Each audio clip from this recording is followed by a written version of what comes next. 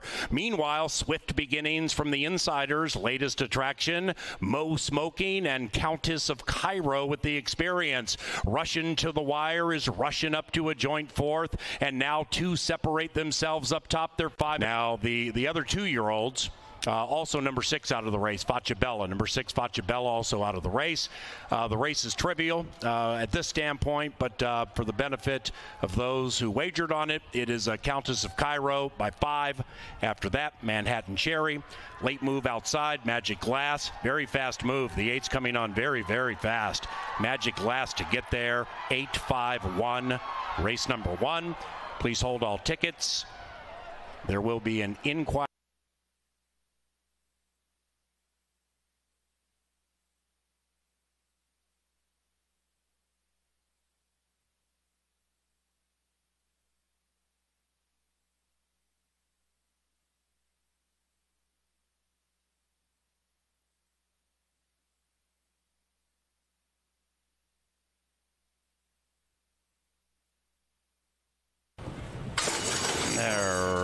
Racing.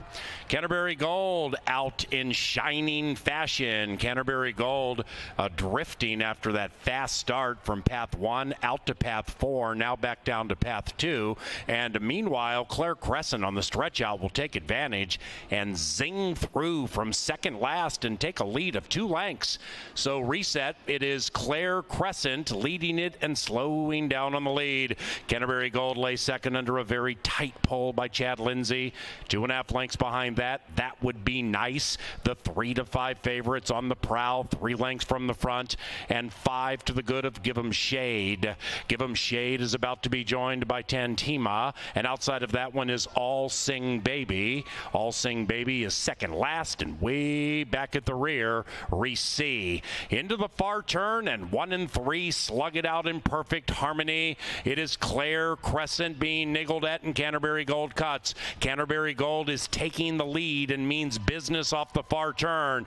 That would be nice. Senses the warning call, and Echoberry begins scrubbing on that one, and Canterbury Gold continues to canter, but may not be handling the turn with a plum. Seems to be drifting a path or 2 and settling down now as Lindsay gets busy on Canterbury Gold, takes a peek back with a 3-length lead. In second is That Would Be Nice, 5 to the good of Tantima, and they're into the final 150. It is Canterbury Gold grabbing the gold in race number 2 with Chad Lindsay.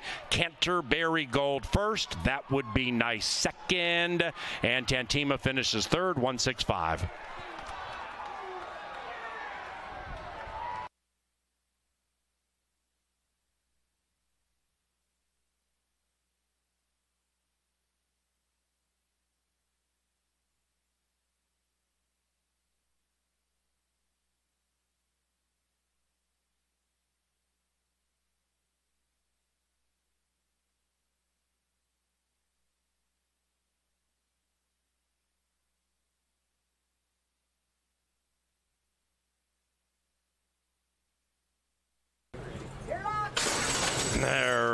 Racing. Dynamic Ruler out of the gate in dynamic fashion at 5-1. Dynamic Ruler and Harry in hand and in command around the first turn. In second is Candy Cove. That one's about a length and a half from the lead to the outside of Lolly Express. Then we come back about a length to Conquest Cobra. That one has been overtaken by Mr. Who. That's the 7 on the move to the outside of Full Bridled Phantom. Both are wide. And the one in last is Bob's All In, but only 7 lengths from the lead. Up the barn side they go, a very controlled pace. And Hernandez has Dynamic Ruler off the inside in path 3, about 1.5 clear from Candy Cove. One after that to Lolly Express, beginning to move in. Likewise for Mr. Who, still wide, but only 3 lengths out of it. To the outside of Bob's All In, out of last and on the move, running right by Conquest Cobra. Full Bridled Phantom tails off 10 out of it, but they're still chasing Harry, and Harry and Dynamic Ruler trying to steal race 3. The 3, Candy Cove, working really hard to the outside of that 2. Bob's All In is traveling sweetly, being worked on, but still 2.5 lengths from the lead, and 1.5 clear from Mr. Who. And now Dynamic Ruler has company all out in the shape of Candy Cove on the outside and Bob's All In on the inside, and 4, 2, and 3 line up from the rail out. On the far outside, it's Candy Cove. Now Bob's All In has grabbed the lead. After that is Dynamic Ruler, and Bob's All In saved his best for last and wins at 4-1, 4-3-2 in race 3.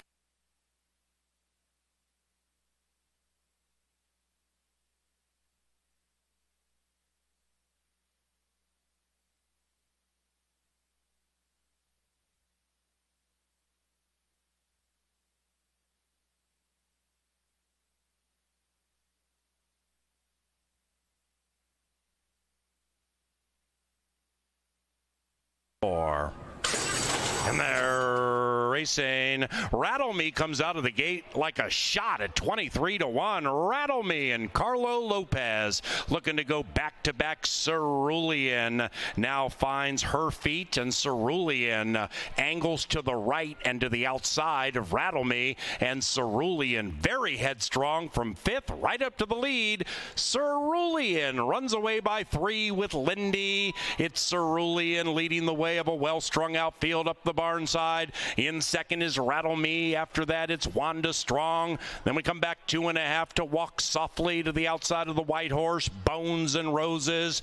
Lucy's looking left is looking at Cerulean from about 12 out of it. Then it's Delusional Dream to the inside of Innovate, and they also are about 12 lengths from the lead as Lindy slows down Cerulean on the lead and does so with an advantage of 2. In second is Rattle Me. The long shot is shoved on, and Cerulean is traveling along stylishly. Moving up to second is Wanda Strong to the inside. After that, it is Walk Softly, hoping to run loudly. Winter Music, 10 out of it. Delusional Dream running on, but far out of it. Cerulean attacked by Wanda Strong. Cerulean the inside. Wanda Strong shades that one and goes by with a football field to go. And Wanda Strong indeed.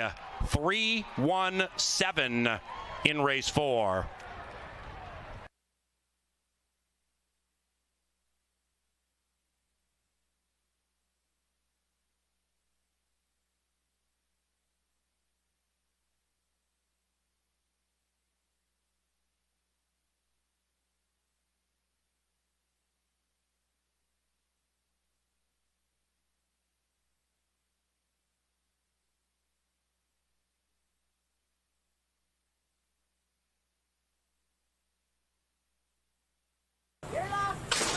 And they're racing in the Super Stats Dave Handelin Birthday Classic. And number 1 pops out like a number 1 runaway ready on the stretch out for the first time. Leads it, but only leads it by a half. Outside of that one, it was the Devil's Idea attempting to win 2 in a row. After that, Outrun 'em about 3 lengths from the lead. Alan Horton behind that one, overtaken by Warrior Boss.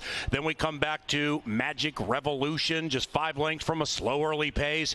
And to the inside of North Arm Bay, the White Horse lagging along, and last is Candy Wampus. Last and now 9 lengths from the lead. Up the barn side they go on a sun-splashed Saturday at Canterbury Park. And with a half mile to travel, we have a couple traveling in perfect harmony. They're in lockstep with Runaway Ready. To the inside of it was the Devil's Idea. Behind them, Outrun 'em looking for a place to go. Warrior Boss is making a swooping move now and taking the lead. It was the Devil's Idea. About 3.5, 4 after that to North Arm Bay to the outside of Magic Revolution, and Candy Wampus is beginning to run on sweetly. They have a 1/4 mile to go. It was the Devil's Idea. That one is 17-1, and now attacked by Warrior Boss looking to win 2 in a row. This one's 3-1. Warrior Boss spurts clear, but Candy Wampus continues that big move from last, but Warrior Boss senses answers the challenge, recuts, and leads with 75. Warrior Boss, late surge by Candy Wampus, but Warrior Boss too good. 8-7-1 in race 5.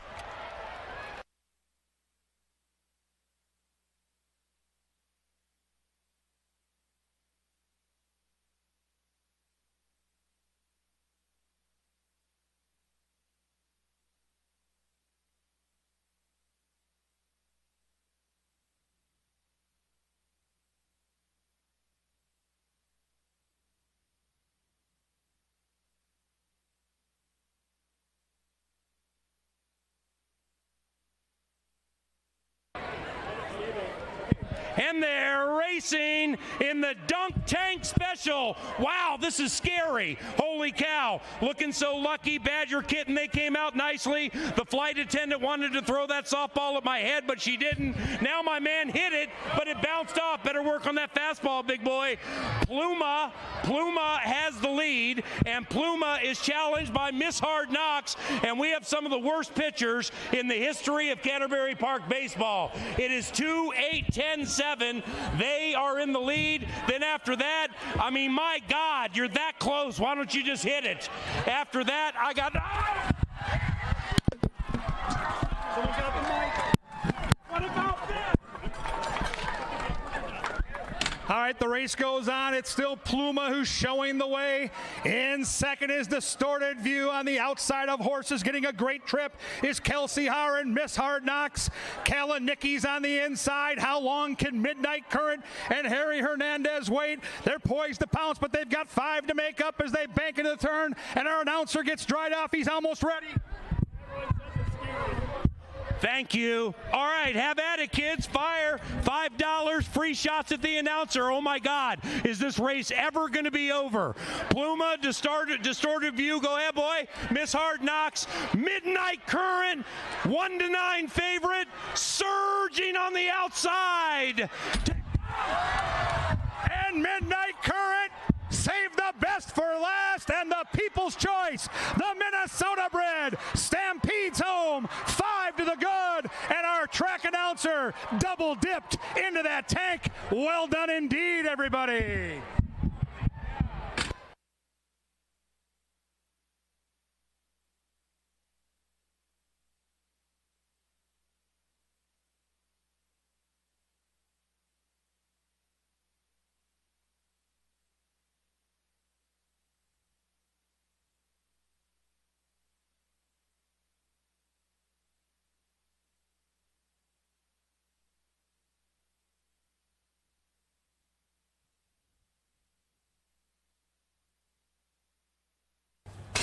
And they're racing, and they all came out of the starting gate relatively well. Near the inside, Devoted to You looks to win 2 in a row and immediately jumps out to the lead, and the early pace is hot with 1 lap to go. Mystifier's right up there, and here comes Mountain Pine, and Mountain Pine at 3.5 to 1 has taken the lead, about 3.5 lengths clear from Where'd the Day Go. After that, we come back to Holding Tight in very tightly, had to check and lost 2 lengths, and while that was happening, Mountain Pine opened up by 3. Then we come back about 5, 6, maybe 7 lengths to Star of Stars beginning to advance. That's the 11. Behind that is St. Charles, and St. Charles is 13 lengths out of it to the inside of Thirsty Kiss. 2.5 lengths clear from Edgy Reggie. Then it's another length and a half back to class of 57, about 16, 17 lengths from the lead, and 2.5 lengths clear from Golden Tribute. Outside of Golden Tribute is 'Cause I'm Chocolate. They're well strung out into the far turn, and they're chasing Mountain Pine, and Devoted to You is trying to re-engage. Right behind that one is a resurgent Holding Tight, about 3 lengths from the lead, awaiting the light of day. 2.5, 3 lengths clear from St. Charles, and St. Charles is to the inside of Where'd the Day Go. And now they come storming down the Canterbury Park turf course, and Mountain Pine means business. Mountain Pine ascending. Mountain Pine puts their backs against the wall, and he is gone. Mountain Pine, big time effort. 9-4-10 in race 7.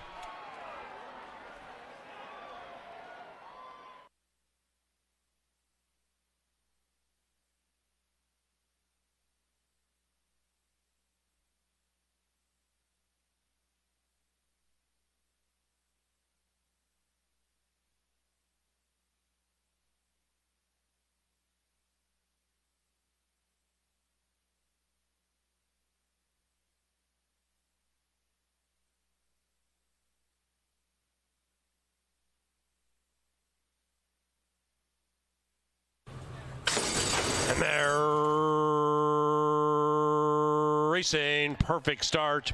From the center, Tis Wonderfully came out of the gate. Tis Wonderfully, and at 4.5 to 1 is looking for the lead, but now as challengers from all over the place, led by Lady Phyllis, scooting through to the inside. The white horse next to that 2, Lady Phyllis, is Cougar. Then on the far outside, we have Flying Business. Outside of Flying Business, Second Grace. Outside of Second Grace, Circulo di Ganadora. Then it's a length and a half back to Sweet Honor, 6 lengths from a fair early pace. The last 2, Bonita Rapids and Mad Tabby. 9 covers them, and Tis Wonderfully pulls Bridge Mahan right to the lead. Second Grace sharp to the outside going into second. After that, I Know Your Face in third. Then we come to Sweet Honor making a sweet move to the outside. Lime Blinker circumnavigating just to the outside of Circulo di Ganadoras. And now they head for home. And up top, the leader is Tis Wonderfully. Second Grace has teetered out a little bit, but still is trying to come on. And here comes Sweet Honor passing Second Grace and passing Tis Wonderfully and potentially heading to the winner's circle. It is Sweet Honor and Lara from Second Grace, 4.95 in race 8.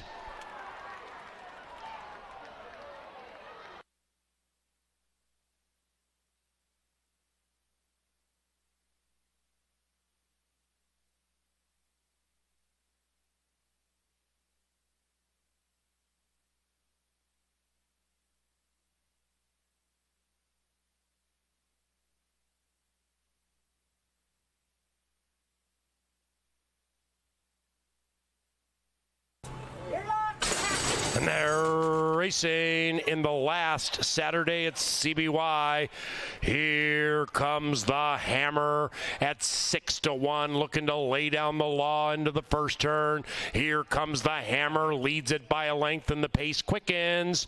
Northern Woods, wearing the Boss's colors, revs up to the outside of that one, and 3 wide is Shinburo. Right behind the leading 3, Marquee Ride. Rider has the green helmet cover and has been passed now to the inside by Shattered Dreams. Those 5 are covered by 3 and are 3 clear from Top Dog, who's second last dog, and Behavin' Myself is at the rear, and they have a half mile to go, and we have a 2-pronged battle for the lead, and it is Northern Woods slugging it out with Here Comes the Hammer. Outside of that is Shinburo. Right behind them, Marquee Ride, the 3 to 5 favorite, awaiting the light of day, and is about 1, maybe a half length now clear from Behaving Myself. On the move quickly out of last. Second last, Shattered Dreams, and at the tail is Top Dog, and they come to the top of the stretch.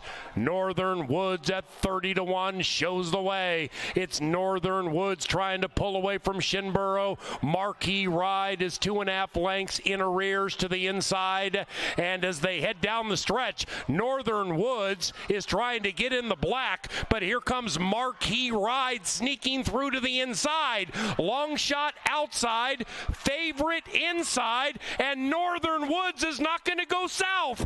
Northern Woods, boom, 30 to 1.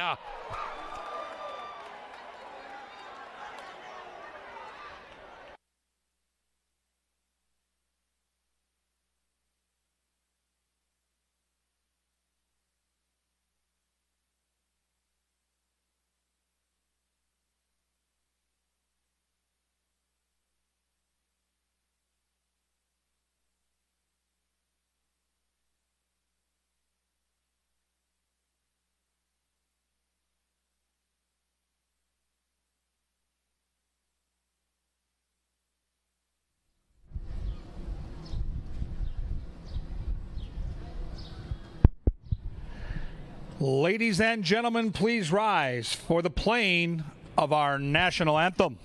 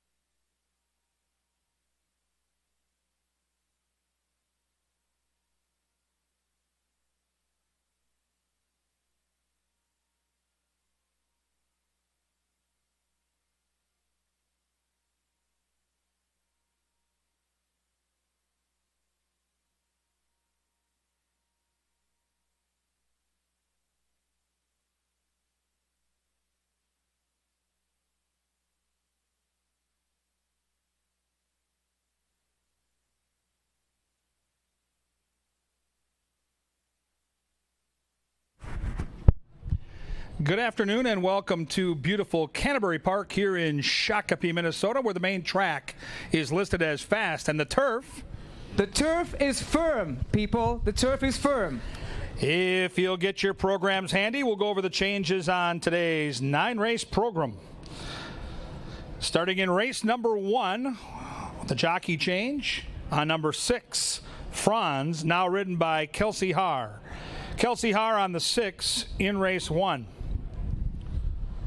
Races 2 and 3 are free of changes. We have 2 breaks in our horse racing schedule today. For Corgi races, the first break will be after race 3, the second one after race 6. A couple of changes in race number 4 of note. Scratch number 8, Shinny. Race 4, scratch 8, Shinny. And a jockey change on number 2, Mishko. Make the jockey Alonso Quinones. Quinones on the 2, scratch the 8 in race 4. Moving on to race number 5. In the 5th race, number 2, Northern Playboy. Now ridden by Miss Kelsey Haar. Haar picks up the 2 in the 5th. Multiple changes in race number 6. In the 6th, we scratch the 5, Asina. And make the jockey on number 6 because Zeke Laura. Laura on the 6, and we scratch the 5 in race 6. Race 7, multiple changes. In the 7th, scratch the 8, Frost Warrior. And a new jockey on the 5, Pippa's Prospect. Make the jockey Crystal Conning. Conning on the 5, scratch the 8 in the 7th.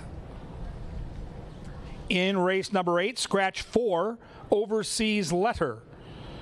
And the jockey on number 1, Past the Cat, should be now Harry Hernandez. Hernandez rides the 1, Past the Cat, scratch the 4 in the 8th. And finally, race number 9, scratch the 6, Vaudeville Muse. And make the jockey Carlo Lopez on the 3, Calzone. Lopez on the 3, scratch the 6 in the 9th. Up next, Paul Allen and myself in the paddock. It's time for Today at the Races. We handicap all 9. Come out and join.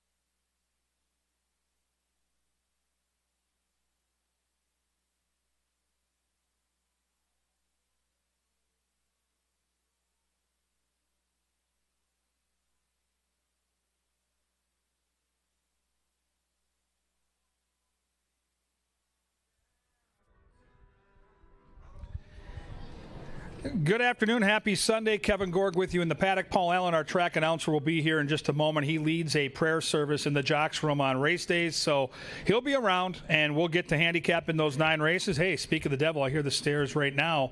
Hey, out of the dunk tank. Tell me about that steamer Corgi you know about after race number 3. Yes, I've got a steamer today in the Corgi races. I hope we don't bet the horse down too low, but Peppo is the Corgi's name, and my daughter Maddie dates a young man named Jeff. Great kid, great dog, and I've been watching these videos. My daughter keeps texting me these videos from their apartment complex. Like workouts? Yeah, they're like racing the dog against other dogs in the complex, and they put treats at the end of the hall, and this sucker comes sprinting down the hall, and they're videotaping this thing, and he's straight as a string, because that's the bit, right? Yeah. When we have all these different races, it's can you keep these dogs focused on that treat or that handler 50 yards away, and will they run in a straight line? I'm telling you, Peppo looks really good. Now, we're not in the hallways in St. Louis Park at the Verge. We're in Shakopee. The bright lights of Canterbury Park might be a different story, but all my money today. Wow. Forget Saratoga, forget Del Mar, forget this great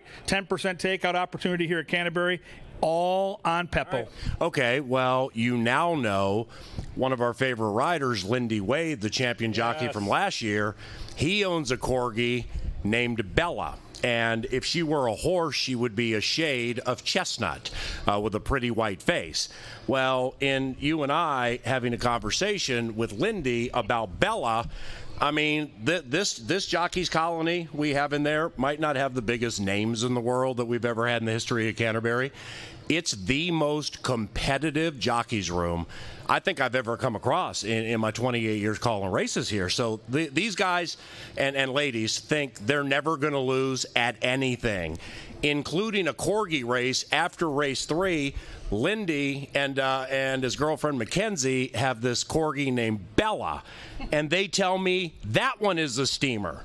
This is like being in the paddock before a 2-year-old race full of 10 first-time starters, and you hear over here, I can't lose. Oh, this thing's unbelievably fast. I don't know what to do. Well, we'll settle the score today, and we'll all come back Labor Day weekend for the Dog Championship of the World. That's what makes it fun. Mm-hmm. And it's one of those, great, I don't know who came up with it. Is it Kip Rakes? Is it John Hardy? Is it Randy Sampson? Yeah, but the dog races have been unbelievable out here, and every year it gets bigger and better, and I'm looking forward to it. We can hear the barking in the background right now. The Corgis are assembling. It's going to be spectacular. What also is going to be spectacular is going to be the 9-race card today, because with turf racing returning yesterday, and kind of a theme, horse racing is a cyclical game where it seems jockeys and trainers and horses, they'll go incredibly well for a while, and then all of a sudden you can't find them with a searchlight for a little bit, then they get hot again. The cycle that has been this week out of Twin City Summer Jam and the A-Topic, quite honestly, has been every single card there has been a pari-mutuel puzzler, and it took place in the last race last night with Northern Woods. Crystal Conning hit the lead. Here comes Lindy on an Allwelling, and it turns out the Allwelling name indeed has a lot of L's in it, because that one couldn't go by on the inside. Now, earlier in the week, Zeke Lauro rode a horse who went off at 80-1, the longest shot to win in the history of Canterbury Park or Downs. You think we'll have something like that today, some bomber? I don't see any standout favorites, so it's possible that upset last night in the last cost me the pick 5, and it was found like top of the stretch. I was counting the money, but that 30-1 just wouldn't stop. And today's card looked competitive. I don't see any like 3 to 5 shots that can't lose. So yeah, I think you're going to have to dig deep in the pick 4s and pick 5s. I think there are long shots that are playable. I think the trifectas and superfectas might pay, and I think as the card goes on, especially on the turf, you mentioned it. We didn't race for 10 days. We took a couple extra days off of the grass earlier this week to get it back to where it needs to be. Well, these fields are giant. Everybody wants to run their horses. So, yeah, right now is a good time to be a long shot player. All right, let's begin with race 1, fast main track. Turf is firm, people. The turf is firm. Number 6, Franz, will be ridden by Kelsey Haar. Kelsey picks up number 6. I pick at 5-1-4. 5-1-4, 2-year-olds, and a majority of them never have run. So you're just kind of going off, at least I am, off equity with trainers and jockeys and stuff.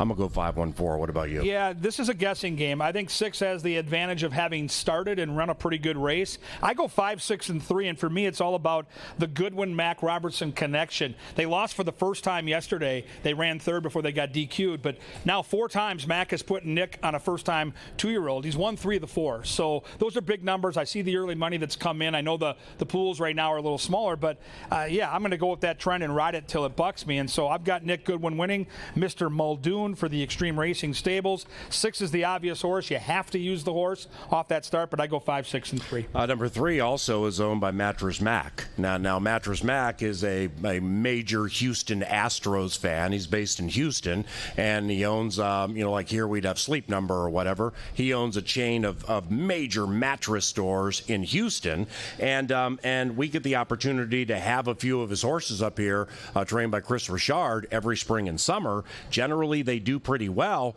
Here you got Mattress Mac with a first-time starter. I don't know if it's going to win, but I can guarantee you Mattress Mac's going to bet the bleep out of it, which that's what he does. The odds are generally always really low, and if they're not, the horse can't run a step. So there's the Mattress Mac steam with number 3.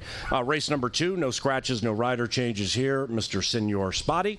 We go a mile on a fast main track. 2-5-3 for me. I'm going to go with Nora's Legacy. Yeah, to me, I think it comes down to if you like the 2 or the 3 better. I went to the 3 on the class drop. This horse has faced slightly better competition. Mac Robertson in a great position, I think, to sweep the early double. It's a big closer on a race that's been playing to speed, so I'm going to need a couple horses to hook up. Mainly the 2 and the 4 look like the primary speed in here, but I just think on the class drop, the 3 probably is going to have a little too much racehorse when the real running starts. So for me, it's 3, 5, and 2. And also, Dean, good luck here with coming in hot racing with a Me Say So. Caught a tricky track last time and gets to stretch out here, so that could be a long shot in the race for your trifecta or superfecta pleasure. Nora's Legacy, with all due respect, just has had a ton of money burner to her this entire season. She lost at 4-5 at Will Rogers Downs, lost at even money here, and twice. However, against this individual field and the way she ran last time, I think she's going to take another step. So the price ain't going to be great. I'm not going to bet her to win, but I will pick her first, 2-5-3 in race 3. To the third race of the 9 here at Canterbury on Pepsi Family Day, and we have no scratches or rider changes here. I am betting number 2, Sundance Star, to win.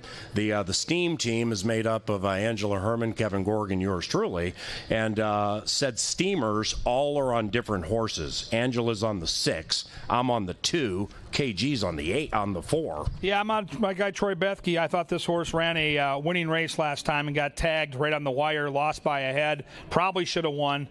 In great form. This is off a race prior to that where she won by over 10 lengths. So she's in great form. Troy's got this horse sharp. Lindy's riding.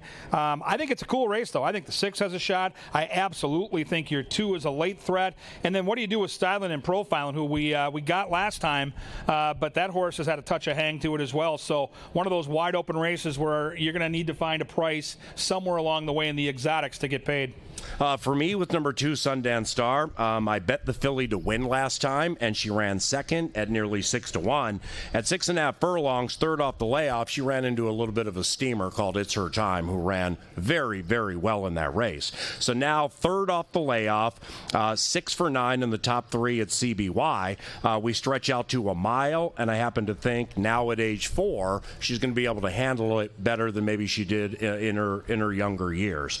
Really, really like how she ran last time against Allowance Type, so I'll take Sundance Star. I am betting her to win. And behind Sundance Star, I like Sundance Star to win, and that's really all we need to know. Race number 4 of 9. What you going to do with this one? Well, this is one of those turf races where you're going to find some value in here, and I'm looking to see what Rye Eckleberry has up his tattered sleeve with the 7 here, Hard Attack. The race certainly changed a little bit with the scratch of Shinny. I was picking the 7 either way. I would have got a much better price if Shinny was in there because I think Shinny would have gone off around even money.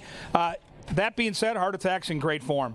A win, a third, a win, and another win along with that third. So this horse is sharp. This horse has some trackability where you can keep the horse off the pace, yes, but not a stone-cold closer, and has done well on our turf course. 2 starts, never off the ticket. I go 7, 4, and 1, and I think this race will pay large in terms of the trifecta and/or super. The 4 horses 8-1 and might be Lone Speed. Now that we're organized, Alonso Quinones rides number 2. Number 2 ridden by the Q, and scratch number 8 Shinny, as Kevin Gorg just mentioned. I'm on number 6 Stitzy. I pick it 6, 1, and 7. Stitzy, formerly under the care of Joel Burnt, now is trained by Jose Silva Jr. And Jose is at 14%, 25% on the year for wins. That 14% for Jose is quite good because that barn got off to a start that is antithetical to the way the Jose Silva team generally starts. So therefore, actually, that 14's been kind of hot of late.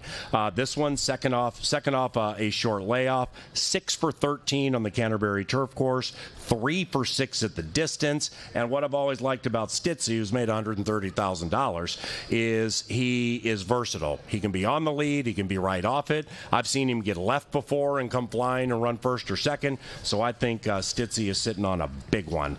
6, 1, and 7 for me in race number 4. But I agree with Kevin. Obviously, with Stitzy 12-1 on the morning line, I think that upsets are going to be abound in that race. Race 5, number 2 Northern Playboy, picked up by Miss Kelsey. Kelsey Haar rides number 2 Northern Playboy. 9 in a line to begin the 10% takeout. 50-cent pick 5. That a lot of favorites in it last night, including a 1-9 winner named Midnight Kern, is still paid $2,000 and change if you happen to have that all in the last race. 7-4-1 for me. Yeah, this is an interesting race. I looked long and hard at the 3 Last Martini, who's 10-1, and you mentioned these long shots that keep winning. Zeke Lorick continues to be a big part of these long shot scores, and he's riding the 3 Last Martini. So I'm going to tout the 7 as my top pick, but to be very transparent, if you're going to give me 10-1 or higher on Last Martini, I'm probably going to end up betting that horse and keying that horse into pick 3. That horse will absolutely be on my pick 5 ticket. Last Martini, super intriguing. There's nothing too creative with the 7 Extreme VIP. It's Mac Robertson, it's Rye Eccleberry, and it's Lone Speed. So enjoy that 8-5, and I think that's the most likely winner. But for me, it's going to come down to where I can get the 3 into the trifecta and/or exacta. So I go 7, 3, and 1. I love that. I'm on the 7 Extreme VIP. I think this one will be even money, and this one probably will win. See you later, Moosey. This one probably will win in Lone Speed fashion. But, you know, you've heard us, those of you who come out here quasi-frequently, you've heard Kevin and I or Angela say it before. With these pick 5s, these 50-cent wagers, when you beat horses like Extreme VIP, if you have the winner of this race and it's not number 7 and you hit that pick 5, it will pay more than $1,000, no matter who wins the rest of the way. Right. So that is super key. When you single Extreme VIP, that's not bad because he's going to be favored, and again, he's probably going to win. But everybody else is singling that one too, specifically the small tickets, because it's low-hanging fruit. So keep that in mind. I'm using 4 in here. I frequently am guilty of using too many horses in a race where there is a standout, but I'm going to try to beat this one today with 3 or 4 of them, including Last Martini. Race number 6. In this one, scratch number 5, Asina. I was really hoping to get Asina at about 4-1 in this race, but it ain't going to happen. Number 6, Because, is ridden by Ezekiel Laura. So we are down to 7, and I pick at 4, 7, 8. I got a part of my charm trying to win 2 in a row. I do not love the filly. Can't see myself betting her to win. Kevin likes number 8, Twirling Savvy. This one will be about 2-1. What do you like? I like the outside post. I like all the speed in the race. Even with the scratch of Asina, the 3, 4, 6, and 7 all want to go, which tells me Twirling Savvy is going to get the absolute setup here. This is a horse on smaller tickets that I can see you leaning towards a single. I like this single better than I do in the race prior. But at 6.5, I think this horse is going to be really tough. I go 8, 4, and 1. Now, a part of my charm, my selection was just claimed by from trainer Carl Broberg. And traditionally speaking, not only here, but at a lot of tracks around the country, when trainers claim off like Carl Broberg or Robertino Diodoro, I'm going to say about 85% of the time the next race is worse than the race out of which somebody claimed. Now, a part of my charm was claimed by Alfredo Esprino he's 30% on first claims, and he doesn't do it often, but he's claimed off Dio and maybe Broberg and come back with good performances. So this one hasn't run in a month. They get a work in the filly, and I think she's going to get a little lost in the wagering, and she has speed, and she's trying to win 2 in a row. So I'm taking a part of my charm here.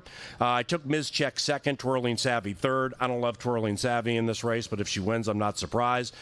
Kelsey's horse, Ms. Check, just ran on the turf and didn't like it, but this horse is fast, and second off the layoff with a work up to it of 3/8, a speed work.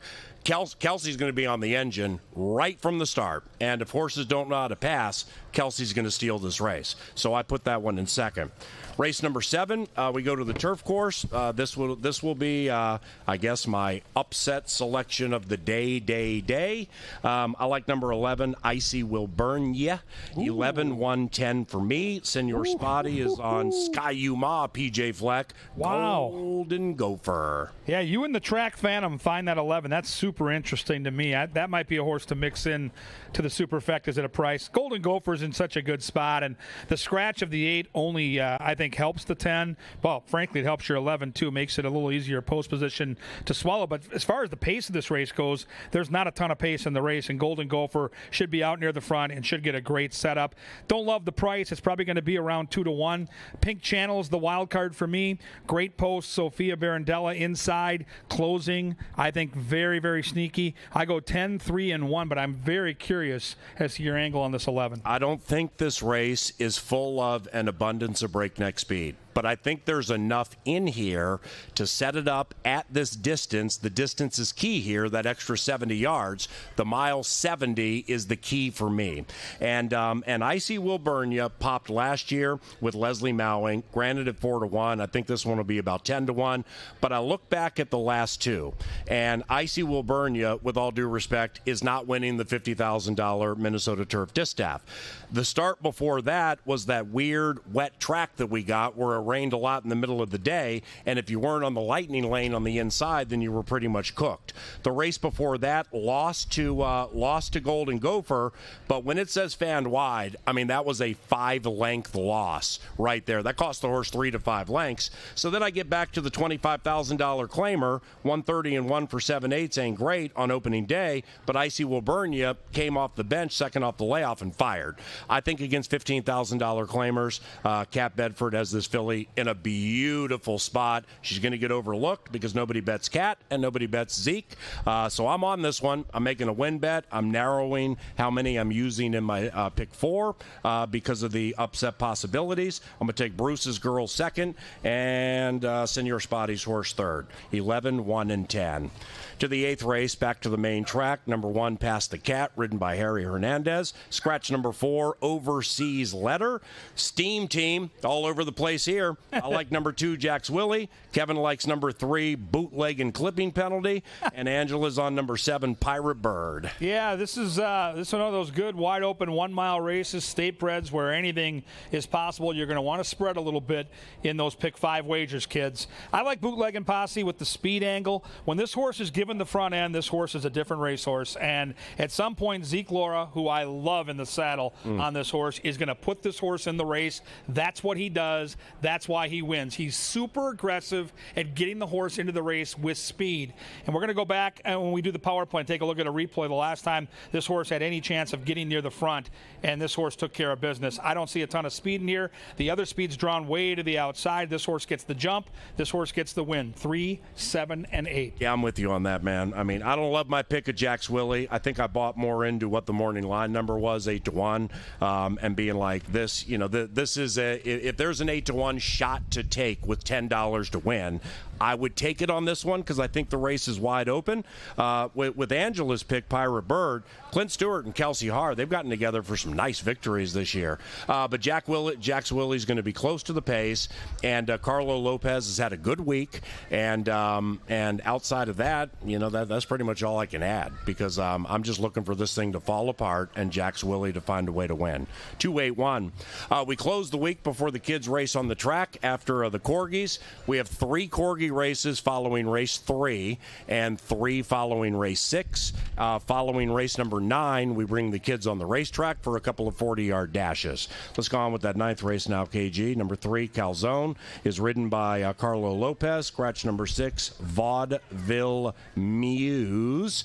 We're all on Flash Fire, the Chicago Steamer, with all the trouble last time at Hawthorne. Who do you like? Steam Team Assemble. Yes. This smells like a Sunday chaser, and we don't do a chaser, but we're still chasing. Hey, this horse right here personifies what the term Steam Team means. Yep. You go back, you watch those replays, you do your homework, you look at Chicago shippers on our turf, you get Gary Shearer, you get Lindy Wade. They got a dirty loss together last night in the lucky last. Not tonight. Lots of speed, big closer, 4, 3, and 9, and I will be betting. After I cash on Peppo in the Corgi races, all my profits are going on Flash Fire in race 9. I will be dumping a load on the chaser today. Yeah, I'm not going as far as Kevin is. You know, like if he's going to bet $1, I'm betting 60 cents. But what happened to Flash Fire last time when you watch the replay? Terrible start, awkward start as it says, then got pinched, then rushed up, then checked, and then made a monster move to about the 8th pole and had done too much. They started to run away. Then the horse changed leads with 100 to go and was coming on again. So I believe this 3-year-old gelding has talent, and I think he's going to appreciate the field he's going against today.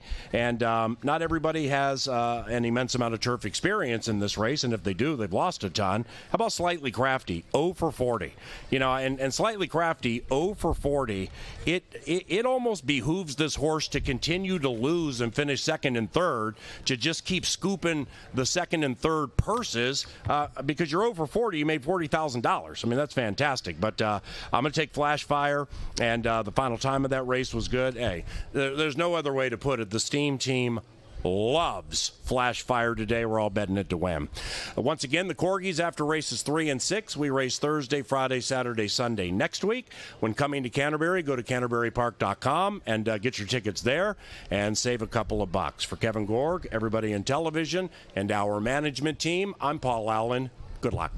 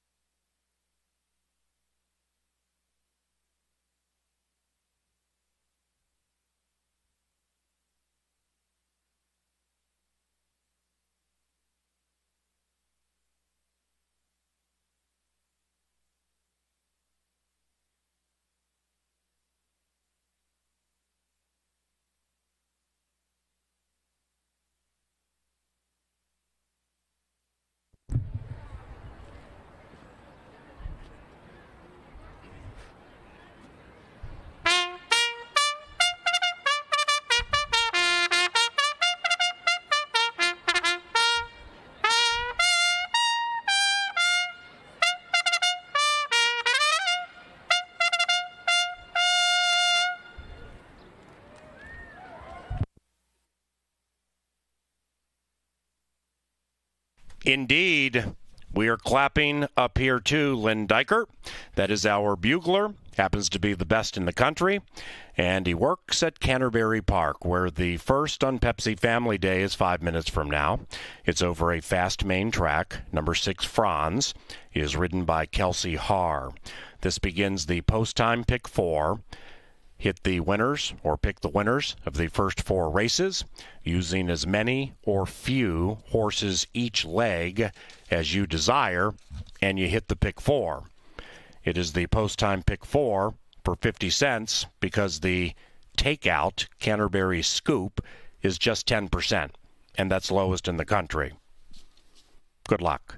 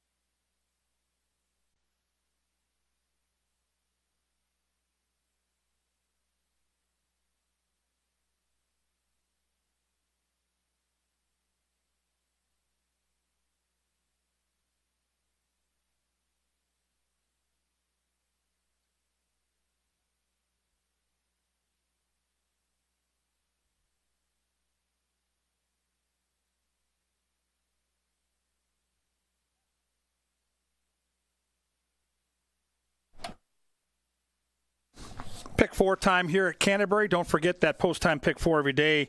It's a 10% takeout. Great value involved with this pick 4. It looks very challenging today. First-time starters, what do? You can see by the betting that the fans having a hard time playing the guessing game. I'm with them. I'm going to use 4 horses, 2, 3, 5, and 6 to start the pick 4. We're going to have to pare it down a little bit in race 2. I'll use the 3 and the 5, one of the favorites, and a horse that I think will be a bit of a price in the 5 horse temporarily. Same thing in the 3rd. Going to pair it up with 2 horses. The 4, my top pick, Lady Clara, with a long shot named Imminent Threat, the 6. And then if we're still alive, we have to spread in race 4 on the grass, 1, 4, 5, and 7, and what could be a very, very wide open race. So 2, 3, 5, 6 with 3, 5, with 4, 6, with 1, 4, 5, 7. It's just a $32 investment if this thing hits. Likely hundreds, maybe close to 1,000 if we get a couple of upsets in the sequence. You can't win it if you don't get in it. It's the post-time pick 4. That 10% takeout gives you, the player, more possibilities to make money. Play the pick 4. It all starts in 3 minutes. And welcome to racing here at Canterbury Park.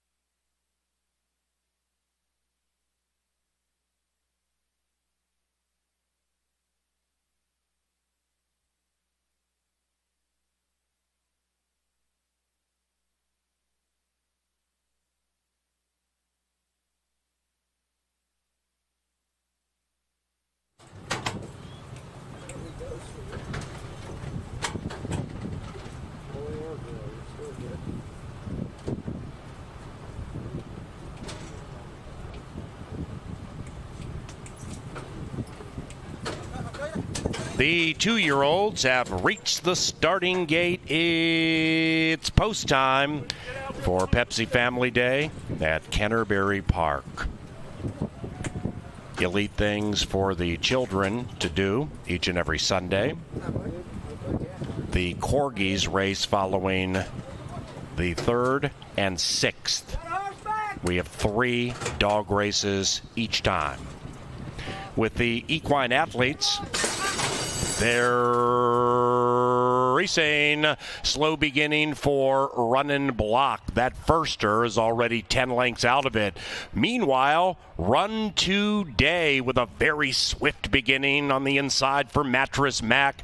After that, we have Franz. Then it's Roller Coaster Man, 3 from the front. Mr. Muldoon is moving up to the outside as the one gets incredibly erratic, threatening to blow the turn. Right behind that one is Cross the Causeway, and a Run and Block is way back in last and up top with a 1/4 mile to go. Run Today and Harry Hernandez, 1.5, maybe 2. Then it's Franz, Mr. Muldoon to the outside, Cross the Causeway, and Roller Coaster Man, and they're into the final furlong. And the leader continues to be Run Today, and it's Run Today at 2.5 to 1. Just one look, that's all it took for Run Today, and the mattress lays in the winner circle. Run Today, 5-3-6-5, race 1.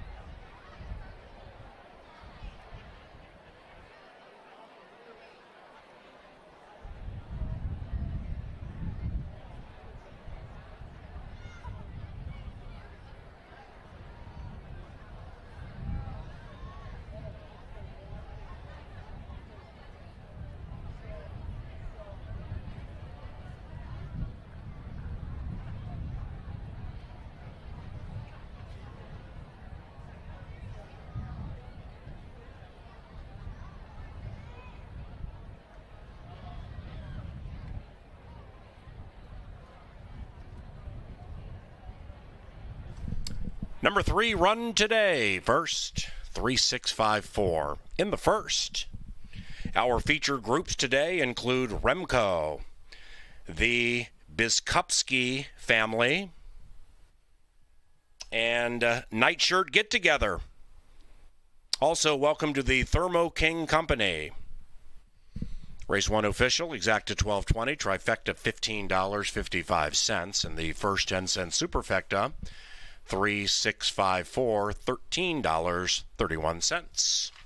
Race number 2 has no scratches or rider changes and is about 20 minutes from now. We thank Atomic Data, the preferred IT solutions provider for Canterbury Park, and also Apple Autos, our official vehicle partner. Large crowd at Canterbury today. If you are a current Canterbury MVP holder and do not want to wait in line to bet, you can bet from your phones via First Bet, markedly better than what we previously had with Bet Canterbury. Stop by the first or third floor information booths and learn more about First Bet. Never wait in a line again.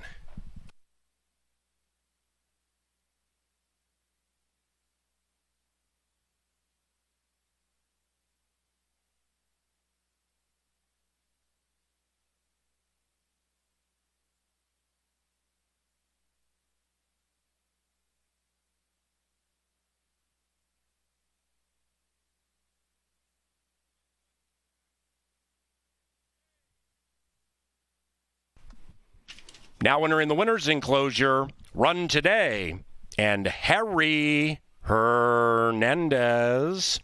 Run Today is owned by James Mattress Mac McInvale. And the winning trainer, Chris Richard.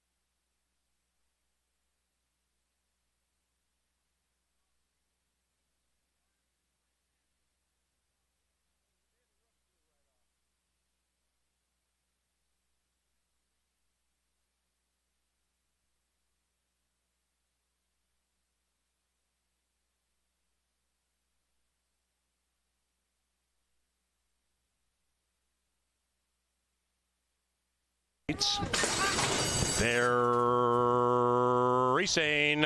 Slow beginning for Runnin' Block. That firster is already 10 lengths out of it. Meanwhile, Run Today with a very swift beginning on the inside for Mattress Mac. After that, we have Franz. Then it's Roller Coaster Man, 3 from the front. Mr. Muldoon is moving up to the outside as the one gets incredibly erratic, threatening to blow the turn. Right behind that one is Cross the Causeway, and a Runnin' Block is way back in last and up top with a quarter of a mile to go. Run Today and Harry Hernandez, 1.5, maybe 2. Then it's Franz, Mr. Muldoon to the outside, Cross the Causeway, and Roller Coaster Man, and they're into the final furlong. And the leader continues to be Run Today, and it's Run Today at 2.5 to 1. Just one look, that's all it took for Run Today, and the mattress lays in the winner circle. Run Today, 5-3-6-5, race 1.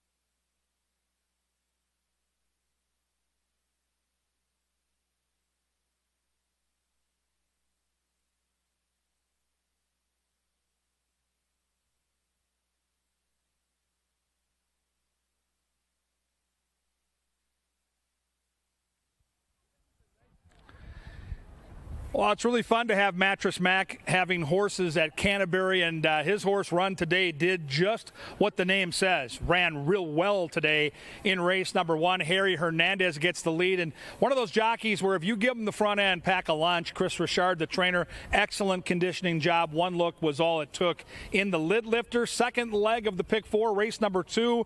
These are claimers. These are the fillies and mares, the girls. They're going to go a flat mile, and you can tell by the early wagering there's going to be a couple horses, I think, that dominate in terms of wagering monies, and that's going to be the 2 and the 3 come post time. But I think there are some long shots that can sneak into the equation. So if you're going to build maybe an exacta box or a trifecta, maybe you get real bold and try to hit the front 4 horses in a superfecta. There are some long shots that can play in this race, including number 1. I think Mom's Pass has a legitimate shot. Stalking speed from the inside. Now, the pesky part of the equation, if you're going to bet this horse to win, is she's 1 for 36. But if you look a little deeper inside the stats, she's 1 for 36, but she's 16 for 36 in the trifecta, in the top 3, which tells you that Mom's Pass tends to hang around, doesn't win often, but she gets a slice. These are facts you need to put into the equation when you're looking for long shots to build those tries and supers. I think she can hit the ticket, and she's 6-1. I'm a little surprised that the 2 horses Chili on the board. I thought this horse might go co-favored. This is Nora's Legacy. She's 5 for 7 in the top 2 placings on the Canterbury main track. She has natural speed. You get Luis Fuentes and Francisco Bravo. So there are tons of positives, including right now a fair mutual price at 4-1. I'm on the 3, and it looks like the world has joined me here on She's Extremely Hot for my good friends Extreme Racing Stables. Rye Eccleberry for Mac Robertson. It's a slight class drop. It's a horse in good form, and I think it's a horse that can work out a good trip because she is a closer. There is speed in the race, but if you watch the way Rye Eccleberry rides, he gets his horse into the race, and if you give him a shot down the stretch, he's as good as anybody I've seen at this racetrack at finishing the race. So I'm going to trust him. I don't love the price. I can't make a win bet at 6-5. I think this race is a little more wide open, but that horse will be the key to my tries and supers, no doubt about it. Number 4 is Full Speed Astern. Crystal Cunning gets the call here. She'll be joining us in the paddock next week. It's going to be fun to have a jockey's perspective out here. Both Angela Herman and myself will have Crystal on the mic in the paddock. She's an excellent rider. She got a big win last night. She has natural speed here. There's not a lot of speed in the race. I think Crystal will be prominent with this 4. 5 is another sneaky one. This is Temporarily. Lindy Wade for the Flores gang.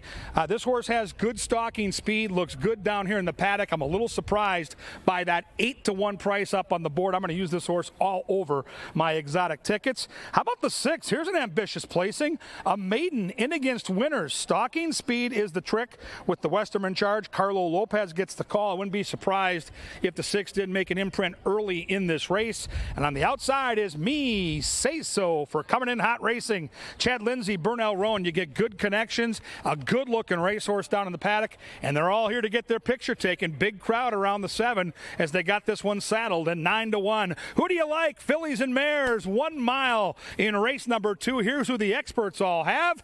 You got to make your money. You got to make your own mind up and make your bets. Horses head down the bridle path. Soon we'll get the bugler and the call to the post. They'll be at the gate in around 8, and then they're gonna get it on.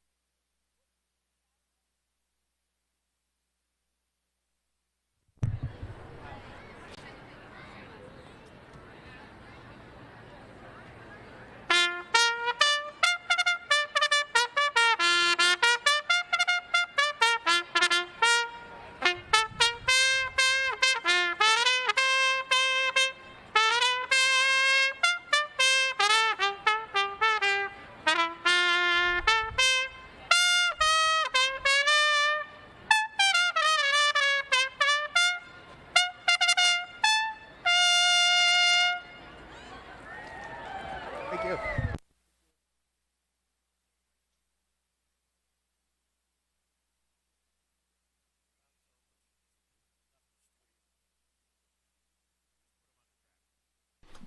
Walking onto the track for the second. It is a fast main track, second of 9. The first 3 Corgis follow race number 3. Beer Fest at Canterbury, August 13th. Hundreds of craft brews for you to sample, all made in Minnesota. Beer Fest, August 13th, CanterburyPark.com.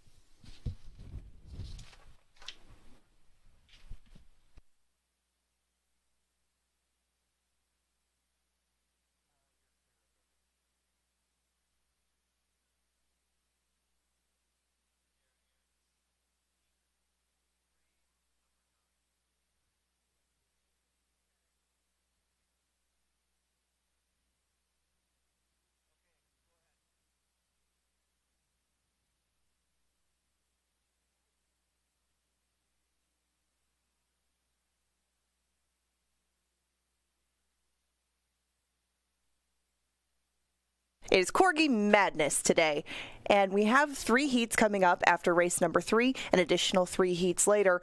But when it's Corgi Day, you got to have an angle, and the angle is this. We're going to profile a couple of dogs that are going to be racing in our first 3 heats. They're adorable, aren't they? Let's take a look.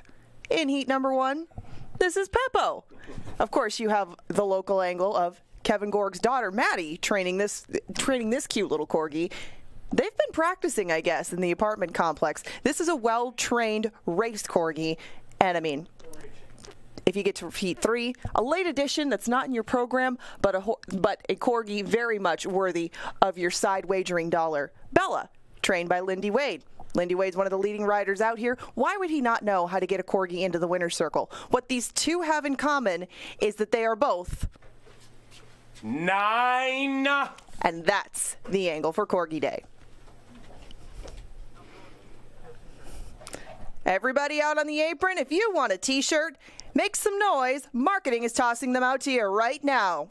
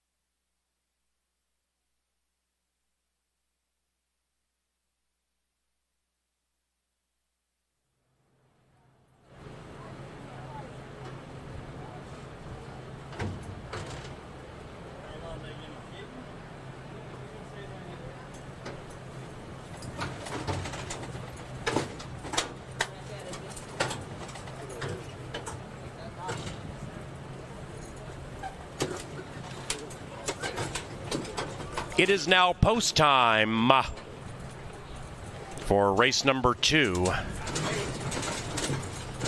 One out. Not another one, Lindy. Not another one, Lindy. Me say so. Last in. They all set. And away they go.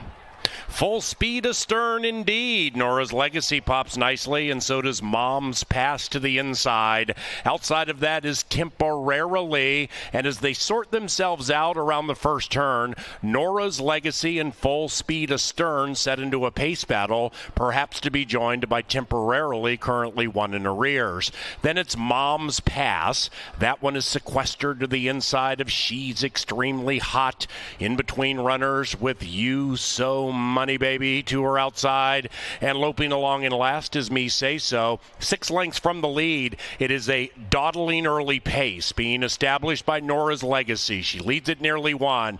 Mom's Pass comes creeping through to the inside with a half mile to go. After that, Full Speed Astern. She's Extremely Hot is in an extremely peculiar spot, blocked by 3 horses and to the inside of Temporarily. Then it's You So Money Baby, about 8 clear from Me Say So. Now they're off the far turn and they begin to cut. Temporarily makes a big move. Nora's Legacy cuts with her. Not so much for Full Speed Astern. Now She's Extremely Hot gets in the clear to the outside, and 3-time Canterbury champion jockey Rye Eccleberry has given her head, and she's on the 3 wide side. Nora's Legacy leads. She's Extremely Hot trying to run her down to the outside. Between them is Temporarily.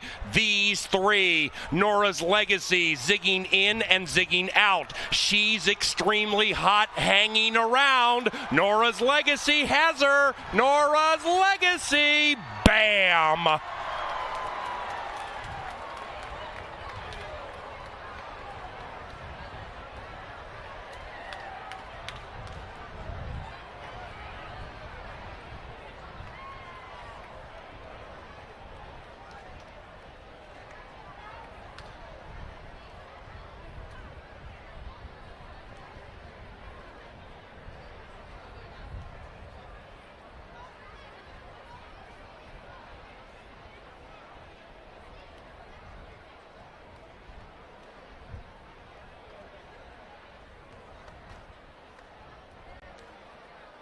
Number 2, Nora's Legacy ran first.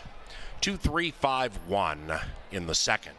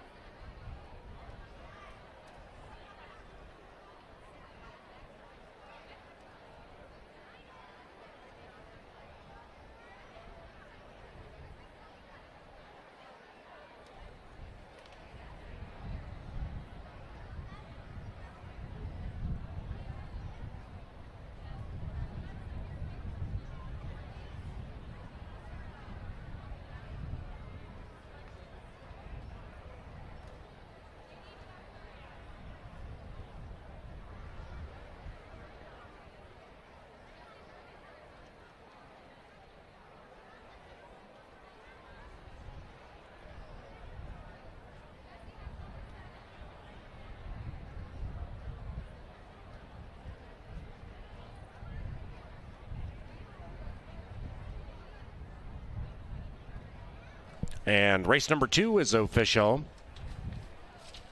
2-3-5-1. With the third race, we stay on a fast main track. No scratches, no rider changes. Here comes Nora's Legacy into the winner's circle, winning for the first time this year. The winning rider, Luis Fuentes, and the winning trainer, Francisco Bravo. Winning owners, Lori Bravo and Mr. Dale, Dale Shenian. Nora's Legacy is a 5-year-old brown daughter of Fed Biz out of Street Reflection. Bred in Minnesota by Lori Bravo and Dale Shenian. Nacho y Tacho is new to Canterbury. It's on level 2. Tachos are our own tater tot nachos. So stop by and check out Nacho y Tacho on level 2. The third is courtesy of Bush Light.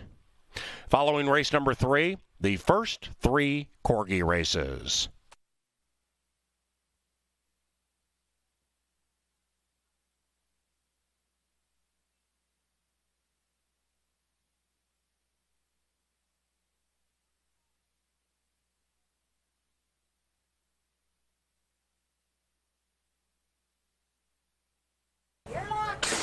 And away they go. Full speed astern indeed. Nora's Legacy pops nicely, and so does Mom's Pass to the inside. Outside of that is Temporarily, and as they sort themselves out around the first turn, Nora's Legacy and Full Speed Astern set into a pace battle, perhaps to be joined by Temporarily, currently 1 in arrears. Then it's Mom's Pass. That one is sequestered to the inside of She's Extremely Hot. In between runners with You So Money Baby to her outside, and loping along in last is Me Say So. 6 lengths from the lead. It is a dawdling early pace being established by Nora's Legacy. She leads at nearly 1. Mom's Pass comes creeping through to the inside with a half-mile to go. After that, Full Speed Astern. She's Extremely Hot is in an extremely peculiar spot, blocked by 3 horses, and to the inside of Temporarily. Then it's You So Money Baby, about 8 clear from Me Say So. Now they're off the far turn, and they begin to cut. Temporarily makes a big move. Nora's Legacy cuts with her. Not so much for Full Speed Astern. Now She's Extremely Hot gets in the clear to the outside, and 3-time Canterbury champion jockey Rye Eccleberry has given her her head, and she's on the 3 wide side. Nora's Legacy leads. She's Extremely Hot trying to run her down to the outside. Between them is Temporarily. These 3. Nora's Legacy zigging in and zigging out. She's Extremely Hot hanging around. Nora's Legacy has her. Nora's Legacy. Bam.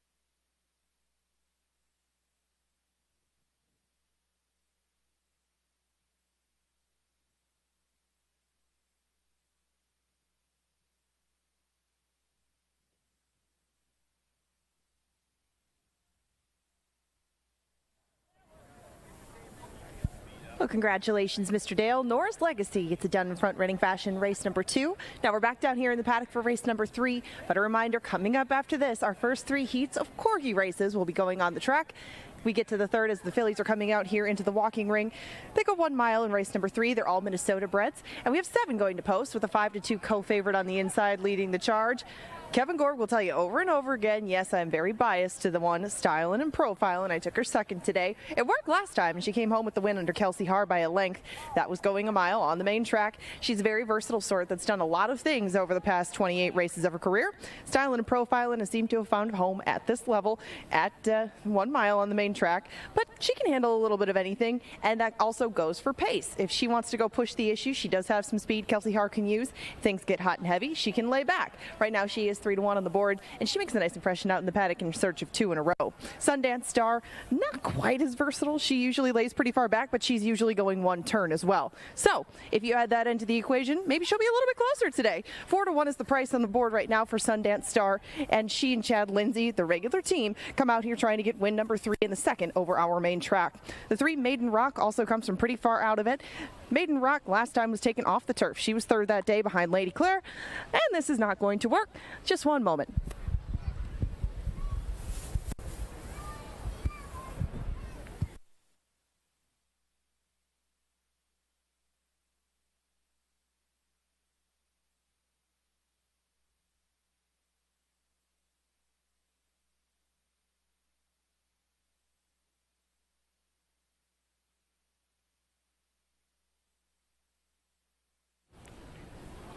My top choice right now on the board is 4-1. That's Imminent Threat. Imminent Threat has done most of her work over the turf course in her life, but Imminent Threat gets back to the main track where she was last seen at Remington Park winning by a head. That was a sloppy track that day. On her fast main track, she has not had quite as much success, but she did run well on a sloppy surface up here as well. Mac Robertson and Rye Eccleberry are going to team up a lot today. I look for them to start with a winning note with Imminent Threat. That 5-1 has turned into, again, 4-1, but a very even board, as you can see all around here. These fillies will head out to the track in about 9 minutes. The power play is coming up next.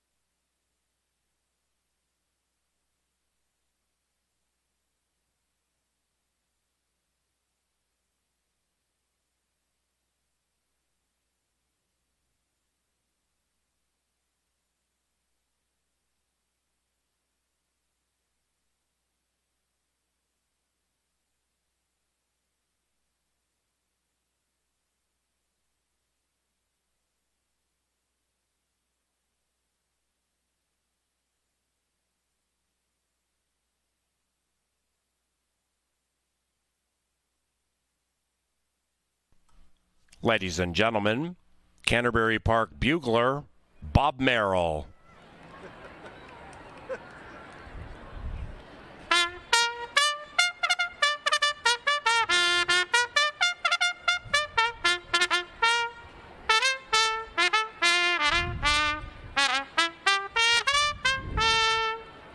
woof.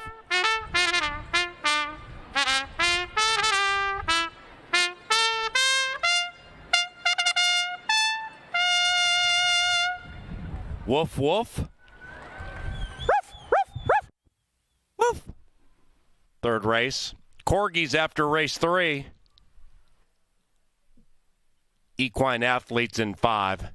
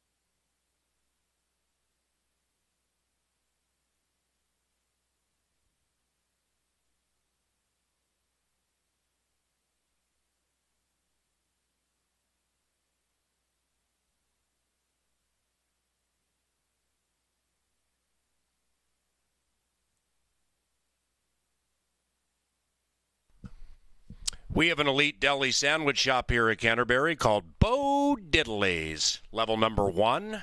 Stop by Bo Diddley's, get a sub salad or a deli special. Bo Diddley's, level 1, Canterbury Park.